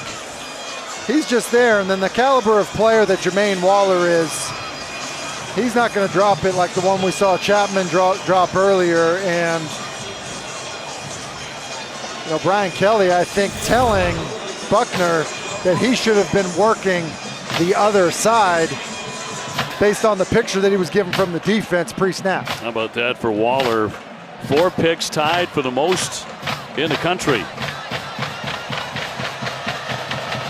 And Salerno back on a kick here by the Hokies. And a fair catch. And a 1-point game again. That was the case at halftime, although Notre Dame had the lead. Will be NC State BC on Chestnut Hill next weekend. It's our ACC Network primetime game presented by Geico. Both of those teams idle this week. It's nice that you'll be able to walk to the stadium next week, Dave. It's about a 5-minute scamper for me. Can't wait for that. It's going to be interesting to see the response from Buckner after a critical error, how he handles the situation. He's going to keep the football, trying to dance ahead, and dives for the gain. He'll pick up 8 yards. Last seconds of the third. And what a game. And what a fourth quarter we have set up for you. 22-21, the Hokies.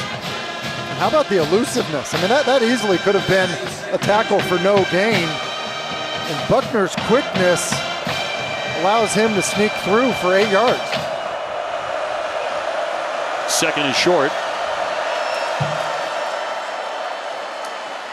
And a handoff. They've been using both Diggs and Williams. Lots of flags down as Williams takes a hit, but flags are dropped with 7 seconds to go in the third.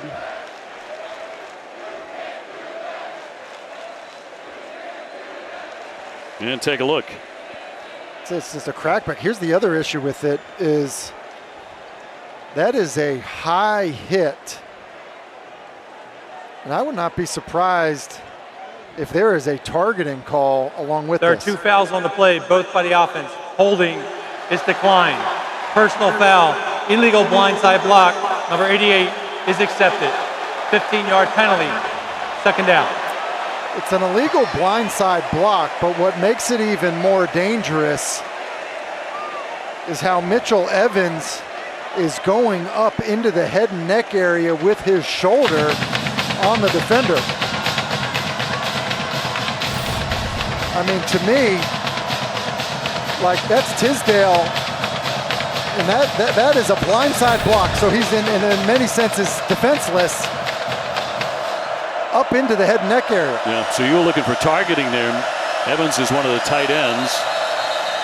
Second down and 15. And that's the end of the third. And that discussion with the Notre Dame coach. The previous play is under further review.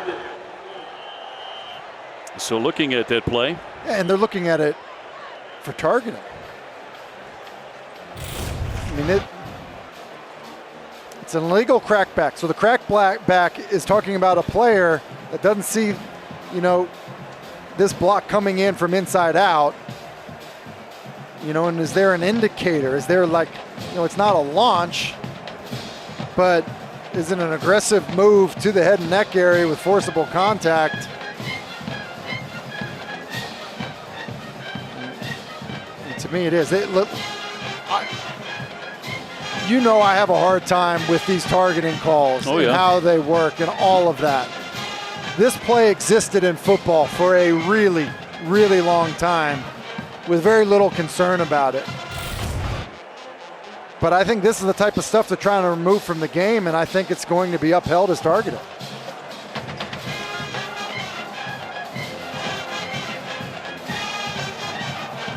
So that's exactly what they're reviewing right now here in Blacksburg on Mitchell Evans, the freshman from Ohio. And this is the last look we have for you. He wears number 88. Yeah, I mean, is there an indicator? Like, he is approaching Tisdale.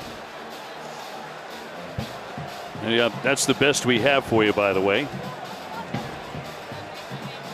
Lowering the head before attacking by initiating forcible contact with the crown of the helmet. Yeah, and I don't think crown of the helmet is in play here because I think he's initiating it with his shoulder, but that doesn't mean that it still can't be targeted. Leading with the helmet, shoulder, forearm, fist, hand, or elbow to attack with forcible contact at the head or neck area. And that's where I think it comes in, and because we're talking about an illegal blindside block, I think they kind of think he's defenseless. That's the end of the third quarter. After further review, personal foul targeting number 88 offense. Number 88 is disqualified. The 15-yard penalty for the blindside block was already enforced. Mitchell Evans disqualified. His night is over for targeting. And also the end of the third quarter. So it's on to the fourth. Should be a dandy. Virginia Tech 22, Notre Dame 21. Down the stretch we come.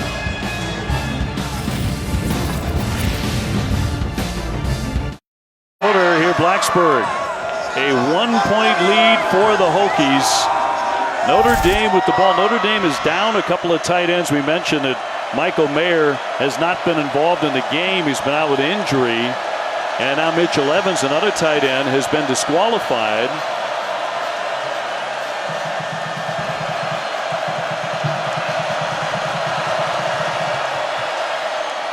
And a quarterback to keep the football and dive ahead. And a 3-yard pickup for Buckner. You know, Notre Dame's got to get something going offensively. Not a single passing yard in the third quarter for the Irish offense. And you know, Buckner, for as good as he was in the first half, kind of created a couple opportunities for Virginia Tech with bad decisions. Another tight end, George Takis, is now into the fray here for the Irish. Buckner to throw, dumps it over the middle and incomplete. That was intended for Williams. And Notre Dame's just trying to run a little slip screen to Williams. Look on the left side of your screen. It's just a little slip screen. He's right there. You know, I get it that Barno is coming in your face, but like find the throwing lane. Just get him the football. You know, for as poised and calm as Buckner seemed when he first came in, it seems like it's spinning a little bit out of control at this point as Brian Kelly's having a talk with him on the sideline. And remember, this is a player who really didn't have a senior year of high school football, coming from California in a COVID environment. Robinson's going to jump on that at the 35-yard line, 42-yard kick. Tavion Robinson, Burmeister, well, he got knocked around a little bit earlier. Yeah, and it's been a concern for Virginia Tech. Dave, you mentioned earlier about the desire to get him to slide more as a runner, and he's just not a real big guy. And as many times as he's been running the football with a lot of contact around him, it's just been a bit of a struggle. You see him warming up and a bit of a grimace on his face as he's trying to do so. So Blumrick trying to run the offense here with a 1-point advantage. He's going to pitch this one and trying for that left side. It's Thomas. Thomas chased down by Lewis. Clarence Lewis and a 3-yard gain. And you know, for Blumrick, they like him a lot as a player. There's always a plan to have him in the lineup and playing and have a plan for him. But I don't know how they feel about him as a passer in passing situations, so wouldn't be surprised if we see Knox Kadum, the other backup. Kadum, good size at 6'3", about 200 pounds. And staying on the ground here for more on Burmeister. Let's toss it down to Kelsey. Well, guys, when he originally came out, he came over and took a seat on the sideline, and they were really checking out his whole entire right arm from his shoulder all the way down to his fingers. He got up off the bench, he threw a couple of passes, and then that's when they decided to take him back into the locker room. And he spent a significant amount of time there. Now he's back on the sidelines, and the good news is he is throwing, so it doesn't look like he's been completely ruled out, since it's good to see him throwing, but we'll see what they do from here on out. Yeah, when he threw one of them, it looked like he wind-staffed it out on the sideline. Pressure, but got the pass away to Blackshear, but nothing doing there. Going to take a loss here of 3 yards. It's another good example, Dave, of Myron Tagovailoa-Amosa doing a good job recognizing the screen and then pursuing to the football. We've seen a few instances of that tonight. Just generally good awareness by the defensive front for Notre Dame, and then great pursuit to the football. Yeah. Tagovailoa-Amosa can really pick him up and put him down for a man of his size. And that's going to keep on bouncing. Went for the save, but couldn't do it. But it goes for 64 yards. 22-21 Virginia Tech.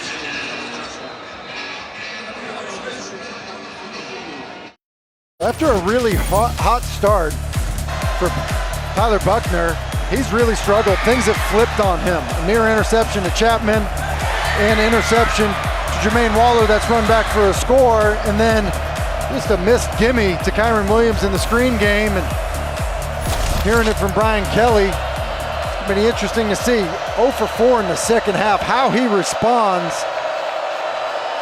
going forward. From his 20, they string him out. He'll get the pass away and complete to Austin. So he made something out of what could have been nothing right there, and they pick up 12. Yeah, and really, I think he does a bad job of trying to escape outside the pocket there. Should sit up in it. Instead, he gets outside, and that's just a tremendously athletic play by Buckner, and you see why they're excited about just the raw ability. But I do think you got to be careful, if you're Brian Kelly and Tommy Rees, of how you call this drive for Buckner. Just really trying to give him easy completions and not put him in a situation where something bad can happen. Early in the fourth quarter, he's going to pitch it. And a little toss here for Diggs. Actually, it was for Williams. Williams with the carry. And he's stopped by Hollifield. A 7-yard gain, however, and he's going to limp off. And Kyron Williams off to the sideline. And Diggs back in. Second down 3.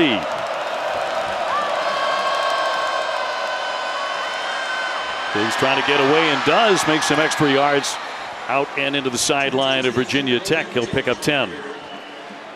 That's a really nice run by Diggs, and it's a poor angle by Dorian Strong. Virginia Tech has got bodies there. That really should end up being a tackle at the line of scrimmage, and Dorian Strong, you see the freshman right here, it just, it's crack replace basically. The receiver blocking you blocks in, you now become the force player. Dorian Strong just doesn't keep leverage, and Diggs with great speed to the perimeter.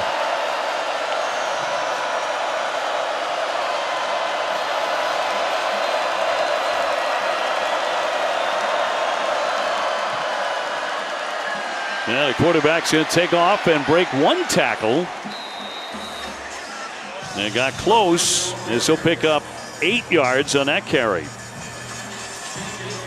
You can see the method here. His method here is run the football, but give Buckner a chance to be involved in the run game. And I think that's what I mean about protecting the quarterback.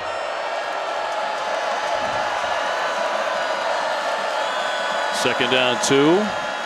And it's Diggs. Good patience there through the line as he picks up the first down. Yeah, it's good patience, and it's a nice job of Kristofik, the left guard, holding some strength at the point of attack. And if you're Virginia Tech, you have to start to think, all right, how do we get other guys involved in support in the run game?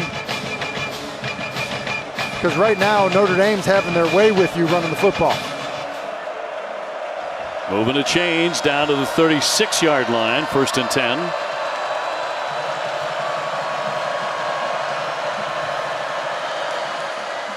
Buckner once again keeping it on the ground.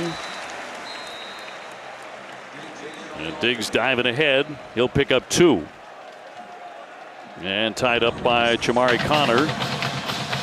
A ball hawking safety for Virginia Tech. 2nd down and 8.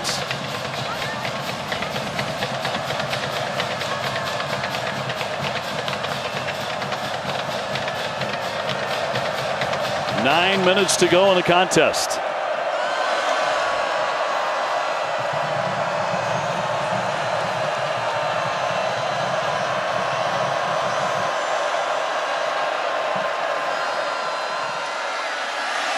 Buckner takes a pretty good hit. They found him quickly. It was Hollifield again. Just a 2-yard pickup, but Buckner is now the leading rusher in the game for Notre Dame. Yeah, what's interesting is Notre Dame a few times has gotten into unbalanced. Then they motion the tight end that's off the ball and try to attack that open end. Pretty good pursuit by Hollifield to get there and make the play. 3rd down 6.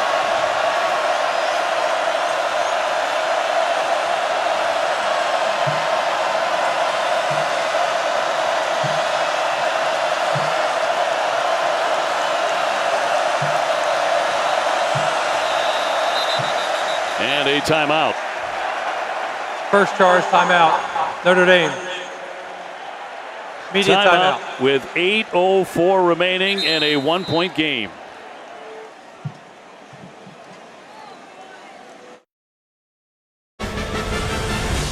ACC Network Primetime Football is presented by Geico. Save even more when you bundle home and car insurance. And be sure to stick around after the game for the huddle with Jordan, Eric, EJ, and the coach. A complete breakdown of all the ACC games today. In depth on this one. Right here on the ACC Network.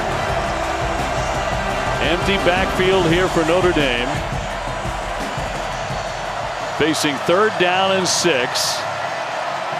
This is where they could really use the big tight end, Michael Mayer, who's been sensational this season. He has not played in this game. They have missed him dearly.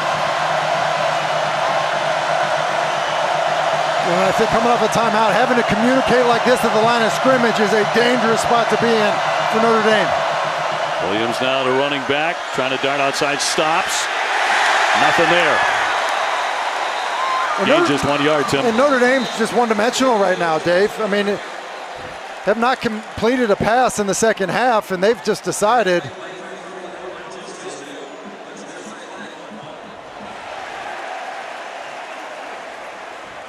And a flag down here, 7:56 to go.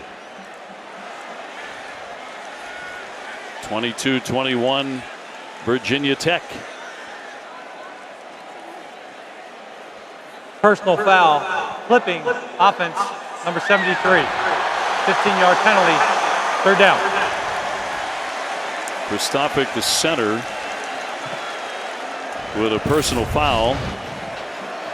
He's right here. He's actually at the left guard spot. The left guard here. Yep. And yeah, I'm not sure about that for clipping. But it maybe has forced Notre Dame to throw the football. On 3rd and 21. Buckner rolls, fires, and it's intercepted. Intercepted again by Peoples here. He got all the way back to the 45-yard line or close, and down in a heap goes Buckner and picked off. And a Hokie defense comes up with a big play.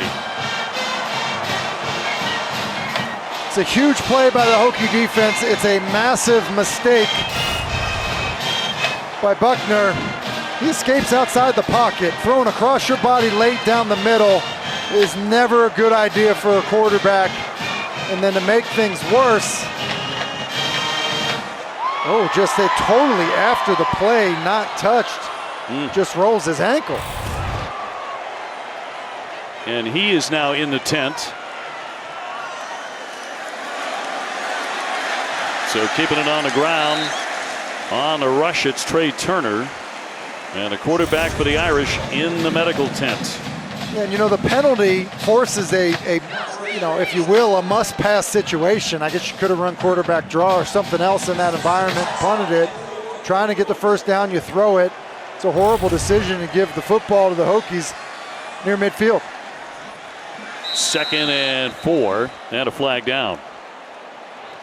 False start, offense, number 11. 5-yard penalty, 2nd down. They get Trey Turner for that. And now the Notre Dame Fighting Irish are looking back to Jack Cohn, who started this game. The offense stalled under him.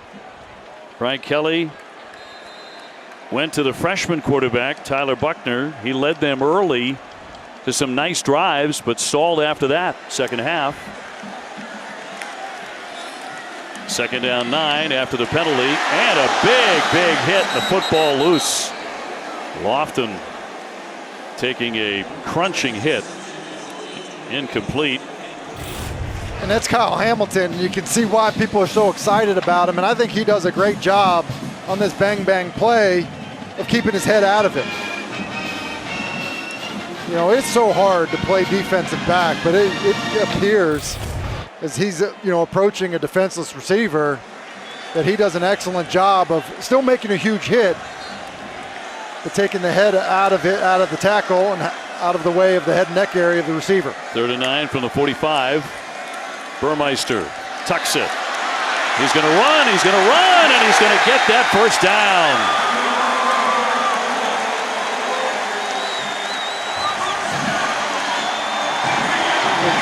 Blumrick with the carry. I feel like we could be doing the Army-Navy game right now, Dave, with the way that these quarterbacks are running the football rather than passing the football, but it seems like that's what is the direction that's best for both offenses right now. With Connor Blumrick in the lineup, he's much more dangerous as a runner than as a passer at this point. 1st down and 10. They're going to hand off this time.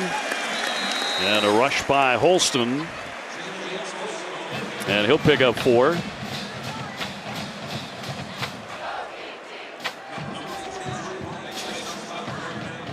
.5:55 to go. 2nd down and 6.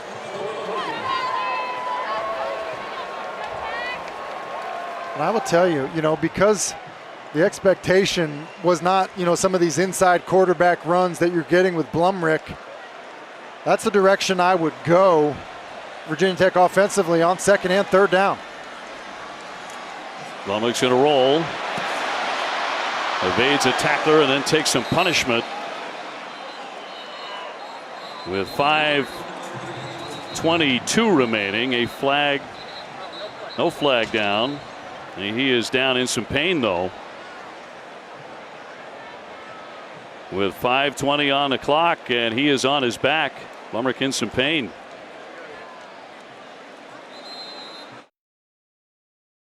Well, a good sign there as Blumrick is going to walk off with some help. Connor Blumrick just made a scintillating run moments ago. Tagovailoa with a vicious hit to take him down. And Burmeister back in despite his ailing arm. 3rd down and 6. Going to test that arm. He's going to throw, and a completed pass. There is a flag down. Caught by Turner on a leaping grab for 12 yards, but a flag.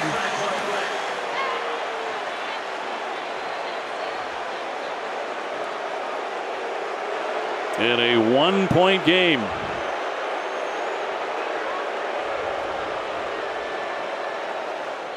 Got it. Personal foul, roughing the passer, defense number 14.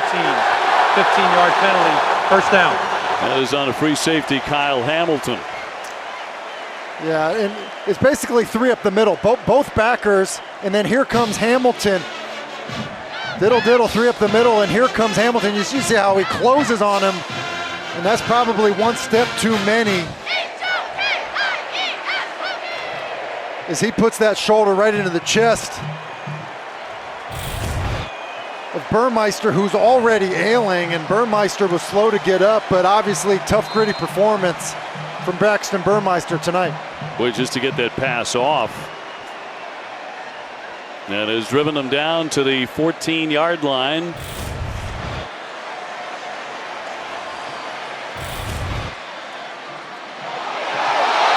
And torn down is Holston. And another flag down on this play. Maybe on Kurt Heinisch here. With 4:50 to go.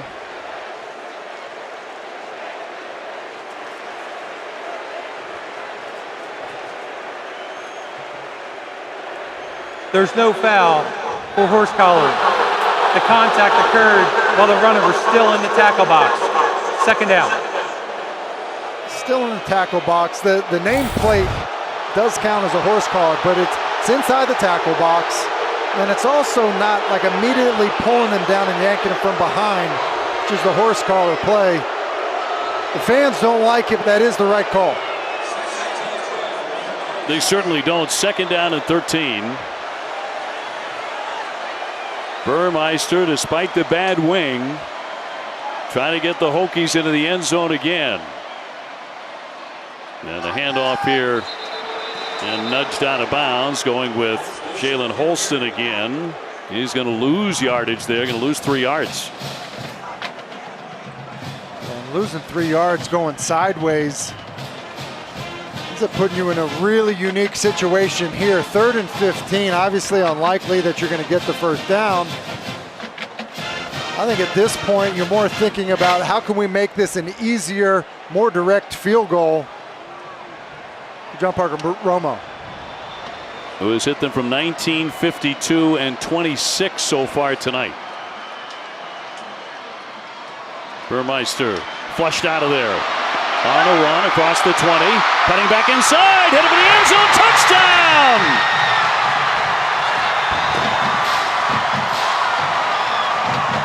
Braxton Burmeister, a 19-yard touchdown scamper for the Hokies.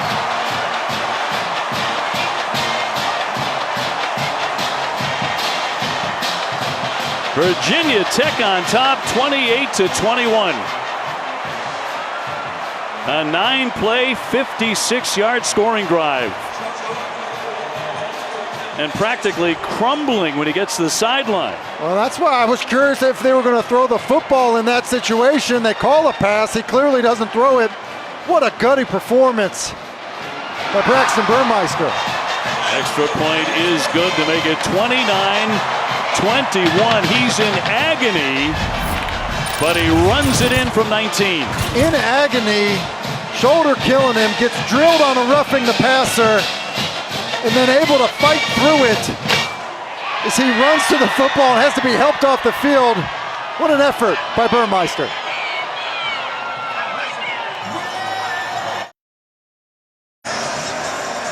Well, the crowd absolutely roaring here in Blacksburg. You knew they would. As the Hokies will kick off after a huge touchdown by the ailing Braxton Burmeister, who's showing you what guts are all about. 9 plays, 56 yards, 344. And he finished it off from 19 yards, that rush. Yeah, and we would not have even seen him back in there if Blumrick didn't get hurt. And, you know, now for Notre Dame, it's going to be a change at the quarterback position with Jack Cohn back in the lineup. Now, you thought maybe they would think about Drew Pine here because Cohn, you know, started the game and then was taken out of the game. And Dave, I would tell you, that's what I would do. Cohn's going to throw it on first down. Oh, vicious hit. After the completed pass, a flag is down. Williams took the hit by Holyfield. The flag dropped immediately.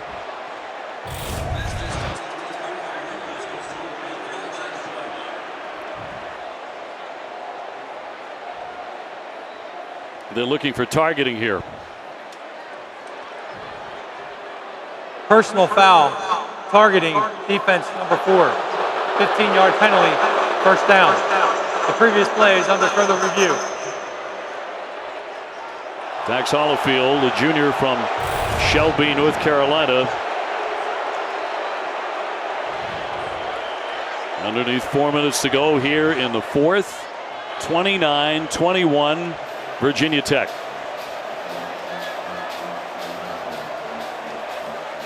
Hokies have actually been losing guys left and right to injuries here in the last several minutes. And as we look at this, to me, you know, with that angle, it looks to me like crown of the helmet into the face mask of Kyron Williams, which... After further review, the ruling on the field is confirmed. Number 4 is disqualified. Yeah, and that's the... Look, that's how the rule, that's the rule. Fans here don't like it, but that's the rule. I mean, it was the right call on the field by the official. It's crown of the helmet into the face mask of Kyron Williams, and, you know, obviously assists this drive for Notre Dame.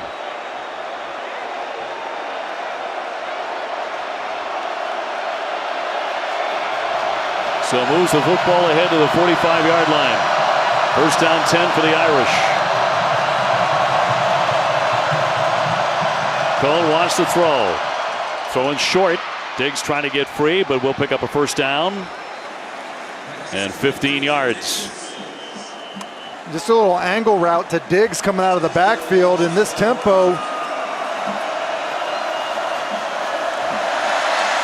Cohn airs it out and off into the Notre Dame sideline.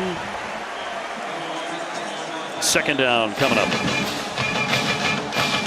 You know, if I'm Virginia Tech, and you've seen Cohn in the first half, he's obviously a stationary target, you know, in the pocket. I'm finding ways to get an extra rusher, to create as many one-on-ones as I can, just to disrupt him a little bit inside the pocket. Firing again, and complete. Davis with a big strike. Avery Davis stopped by Peoples, but not before a 23-yard gain for the Fighting Irish. Yeah, and clean pocket, being able to stand in there. Cohn on the money to Davis, running down the middle. Wants to throw again, and complete. Got another completion, and that one Lindsey, as he'll get a first as he picks up 11.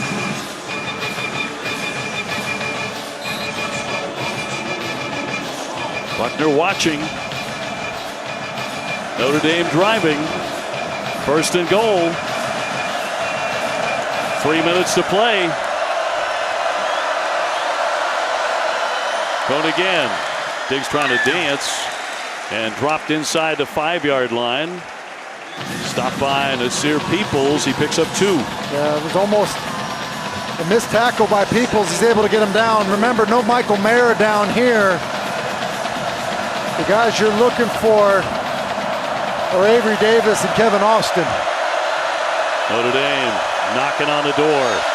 He's going to throw it, and right there at the goal line stop, but did he get in? He did. Touchdown. Notre Dame with a touchdown. Avery Davis from 4 yards. And the Irish are on the board again. 29-27.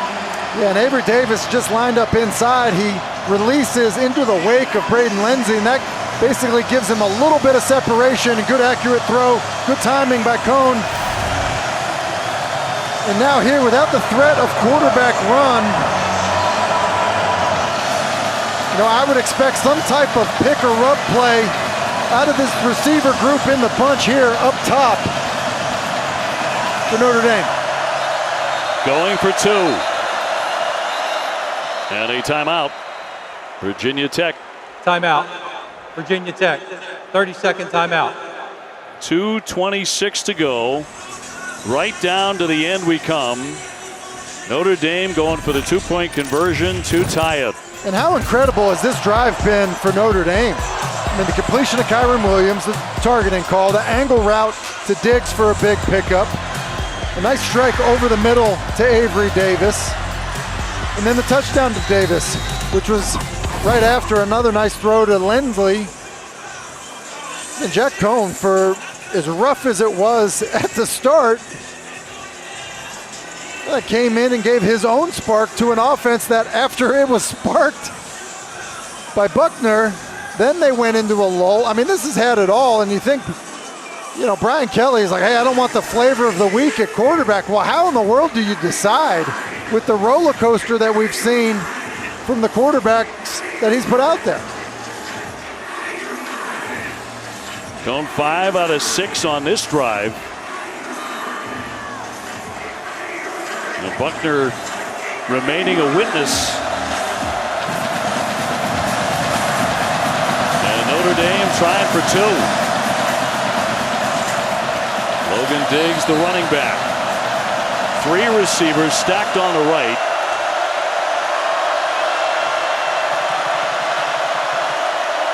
Cohn takes the snap. Looking, rolling, looking, throws it up for grabs, and a catch is made.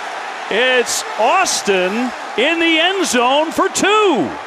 A sensational catch by Kevin Austin in heavy traffic, and we are tied 29-29.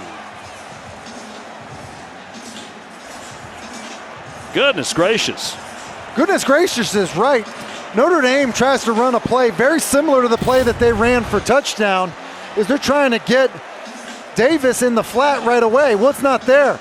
And as Cohn escapes outside of the right, I don't think he's throwing this to Kevin Austin. I think he's trying to get that to Avery Davis, knowing he's got to get it out of his hands. What a catch. And it's just amazing hustle by Kevin Austin, who's running a stick route, and then he's working for his quarterback. Well, I guess you never stop working, right? No, that play took half an hour. It was amazing. As Cohn just decided to kind of escape out to the right. And look, rather than being a receiver, just watch your quarterback run and go work for him. Get near the football, good things will happen. Well, Cohn certainly in the clutch, but Kevin Austin working, never gave up on it. Makes a sensational catch. For the 2-point conversion, we're tied at 29. And so Virginia Tech trying to take it out of there, but the coverage by the special teams. Jalen Holston, he stopped. It's a remarkable play. Keep an eye here, though, on Josh Lugg, the right tackle. Happens quite a bit when quarterback escapes outside the pocket. Kind of gets the takedown with no call, and then amazing effort by Jack Cohn and Kevin Austin. Well, does Braxton Burmeister have another magic moment in him? He's battered and bruised tonight, but he came through with a 19-yard touchdown run, and that's going to be incomplete, intended for Blackshear. The crowd wanted another penalty. They'll bring up 2nd down and 10. Yeah, and you have to be careful here as well. To get a first down, make sure you use some clock, because giving the football back to Notre Dame with a quarterback that looks red hot could end up costing you the football game with this drive right here.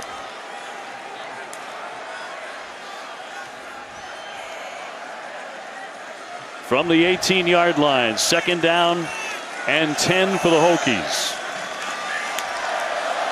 Burmeister takes the snap. Looking to throw. Throwing long, it's Turner, and off his fingertips and incomplete. Cam Hart with the coverage on Trey Turner. It's a double move. It's perfectly called. It's a stutter go, and they get him. And it's a really good throw by Braxton Burmeister. Trey Turner, that's a catch that he needs to make. Later hands and make that catch. It's a good throw with a quarterback whose shoulder is really bothering him. And it's a perfectly timed play call by Brad Cornelson, the offensive coordinator. 3rd down and 10. Pressure on Burmeister. He'll run with the football across the 20 and dives ahead. And he's going to gain 8. And bring up 4th down. And the clock running, under 2 minutes to play in a tie game.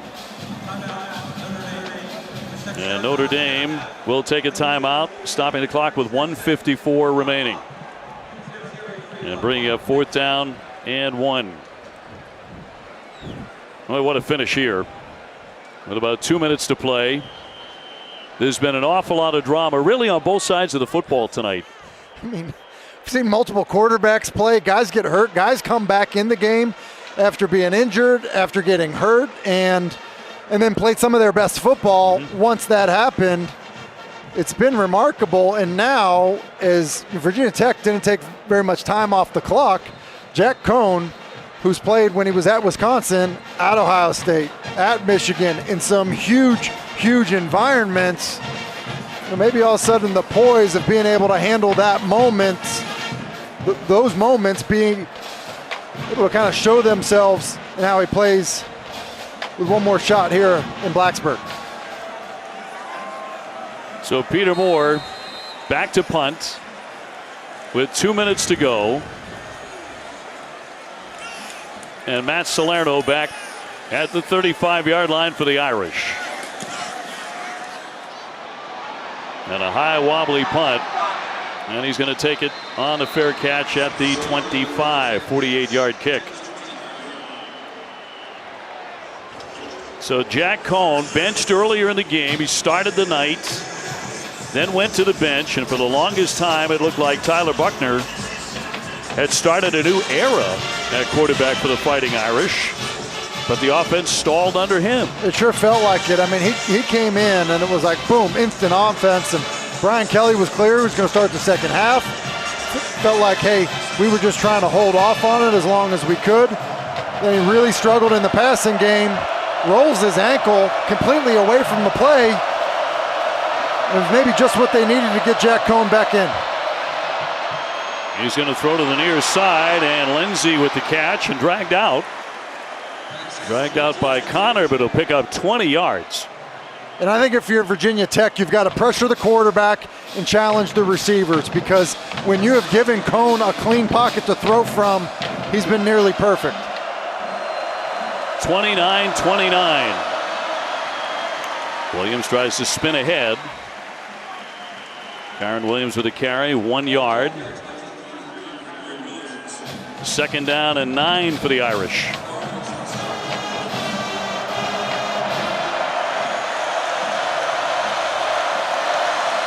Cohn looking and complete. He'll pick up another 1st down. That was Takis, tight end. We really didn't know if we'd see tonight. No, because of the injuries at tight end, Takis pretty much played every snap on offense, and it's a good job of Cohen. Again, clean pocket for Cohn. Good throw, completion of the tight end. Well, handoff once again. Trying to dance down that side. It's Williams once again with a carry. And looking like Derrick Henry with the stiff arm on Nasir Peoples, because that could have been a tackle at the line of scrimmage. Look at Kyron Williams. Saying, no, sir. Well, he's caught one for a touchdown. He's rushed for a touchdown. 42 seconds to go. Cohn looking downfield and broken up. They wanted Avery Davis. The stop by Jenkins.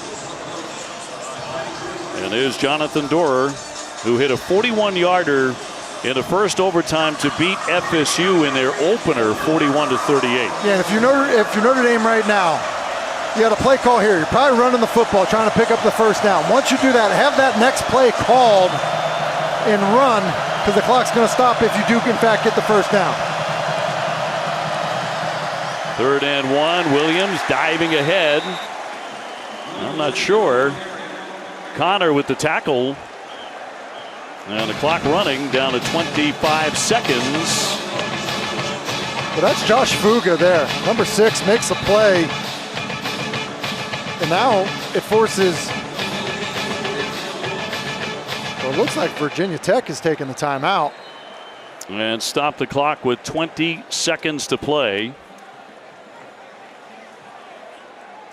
And 4th down and 1. Timeout, Virginia Tech. Their second timeout of the half. 30-second timeout. I got to be honest, I'm not sure why Virginia Tech is taking a timeout there. It's 3rd and 1.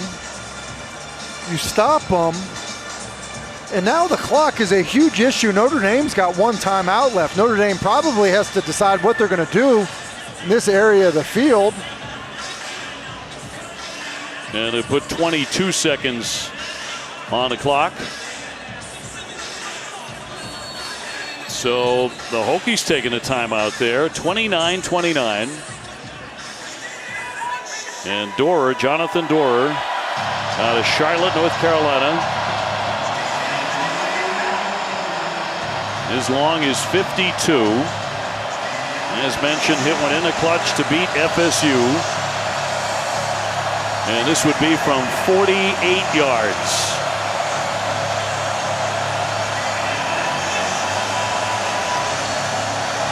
And they're lighting up Blacksburg, Virginia.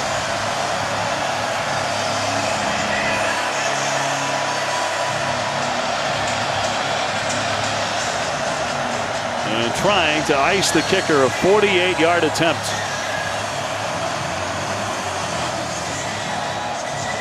Dorer, a 5th-year man.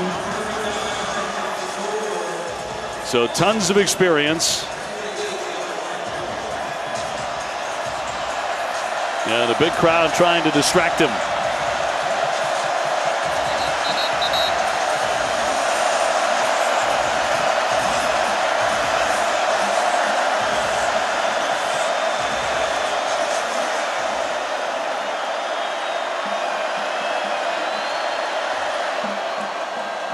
And a bit of a delay here as Kelly has something to say. Let's get on to Kelsey. Guys, I'm standing right here, and it sounds like there's some type of laser that is in the stands that they're taking a look at that's being shot down here. So they're seeing what they can do about it right now. Feels like there's about 40,000 of them. Looked like they were lights on their phones. Well, a thrilling finish here. Jonathan Dorer about to attempt a 48-yard field goal here in Blacksburg in a 29-29 game. And at last we're ready.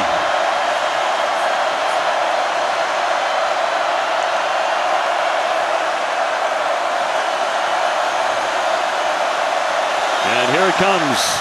That kick is up. And that kick is good. Notre Dame in a clutch. Jonathan Dorer getting mobbed by his teammates. He sticks it from 48 to make it 32-29. Wow. That's a huge kick in this situation with everything that we have seen tonight. The back and forth, the delay right before you end up kicking because you're trying to identify if there's a laser in the stands, and drills it from 48, which is just inside his career long. Yeah, we saw a laser all right off the foot of Jonathan Dorer. And Kelly and the Irish on top. Well, last year was a thriller as Virginia Tech almost pulled off a road upset. Irish won that one 21-20 at South Bend on a late drive in the final moments. And on a drive and a huge field goal has put Notre Dame in the lead 32-29 with 17 seconds to go. And he was as cool as the other side of the pillow. I mean, 2 drives that were absolutely outstanding by Cone. So Thomas takes the kick. And he's going to be tied up by the Irish. Very quick to react on special teams with 13 seconds to play. Xavier Watts there. First man to find him.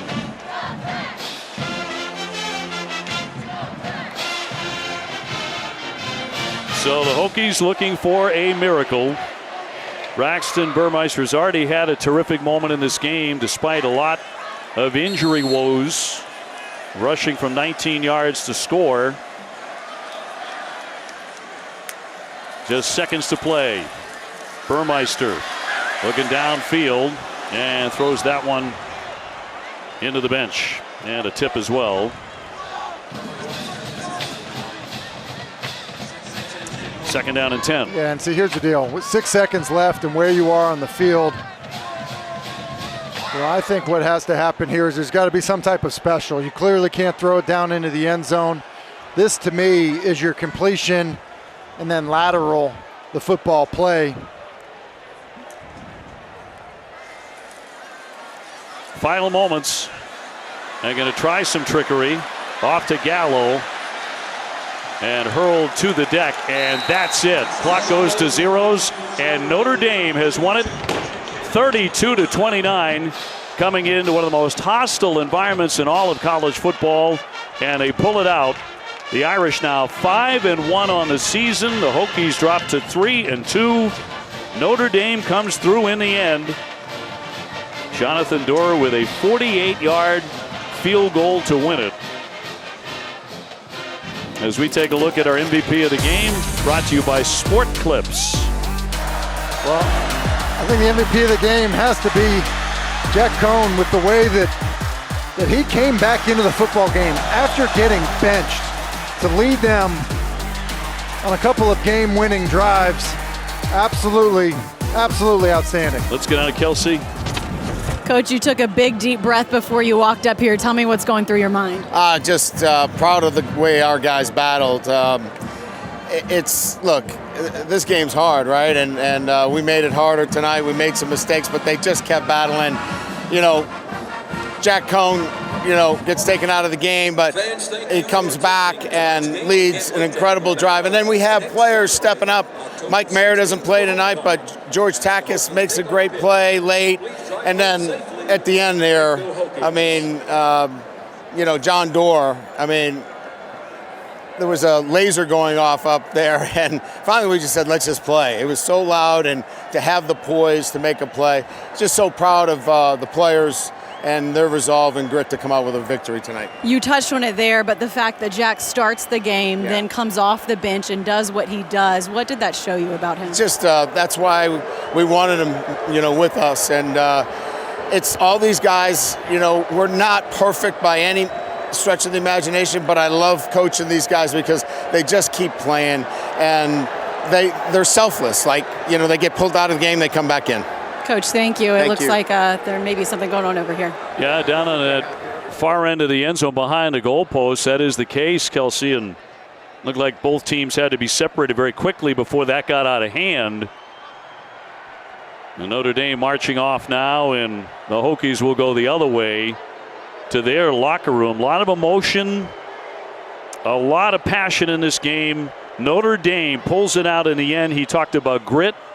They had a lot of that. We go down to the MVP of the game, Jack Cohn with Kelsey. Jack, what an emotional night for you. Take me through what was going through your head on that touchdown drive. Yeah, honestly, just do my job. I got a lot of great playmakers and linemen around me, so just trusting those guys in front of me and letting those guys go make plays. When you're out for that long on the sidelines and then you have the opportunity to come back in like you did, how do you stay mentally engaged? Yeah, you just continue to focus and help out as much as you can. It was just supporting Tyler the whole game, giving him everything he needs. And, when my name's called upon, just go do my job. To be able to win this game, coaches talked a lot about how this team is still going through some growing pains, and it may not look like years in the past. What does this win do for this team? It means a ton for the team. It's all about winning. Doesn't matter how pretty it is. At the end of the day, if we win, if we score one more point than the other team, that's all that matters, and hopefully we continue to get better. Jack, thank you. Thank you. Tim, I think a younger quarterback doesn't respond the way he did. Being yanked out of the game, he comes in, he winds up the most valuable player. I think it's a great point by you, Dave. It is hard, and he can say, hey, you just focus, you help out as much as you can. But it's hard to do that, and shows a lot of maturity. And you can just see, even in the interview, the poise, it's like, hey, man, you just came back in after getting benched. to lead your team to a victory. That's a heck of a performance, and certainly a lot of emotions after a tough game. Got a little bit out of hand. Notre Dame coaches telling the Irish, get to your locker room. And that continued for about another 30 seconds. And that's about as serious as it got right there. Some pushing and some shoving. I think the Notre Dame coaches did a very good job there, getting their players where they belong. And Notre Dame in the win column, a thrilling victory, 32-29 here in Blacksburg tonight. The Huddle coming your way next. For my partner Tim Hasselbeck and for Kelsey Riggs, I'm Dave O'Brien. Certainly hope you enjoyed it. And a post-game show, The Huddle, coming up next.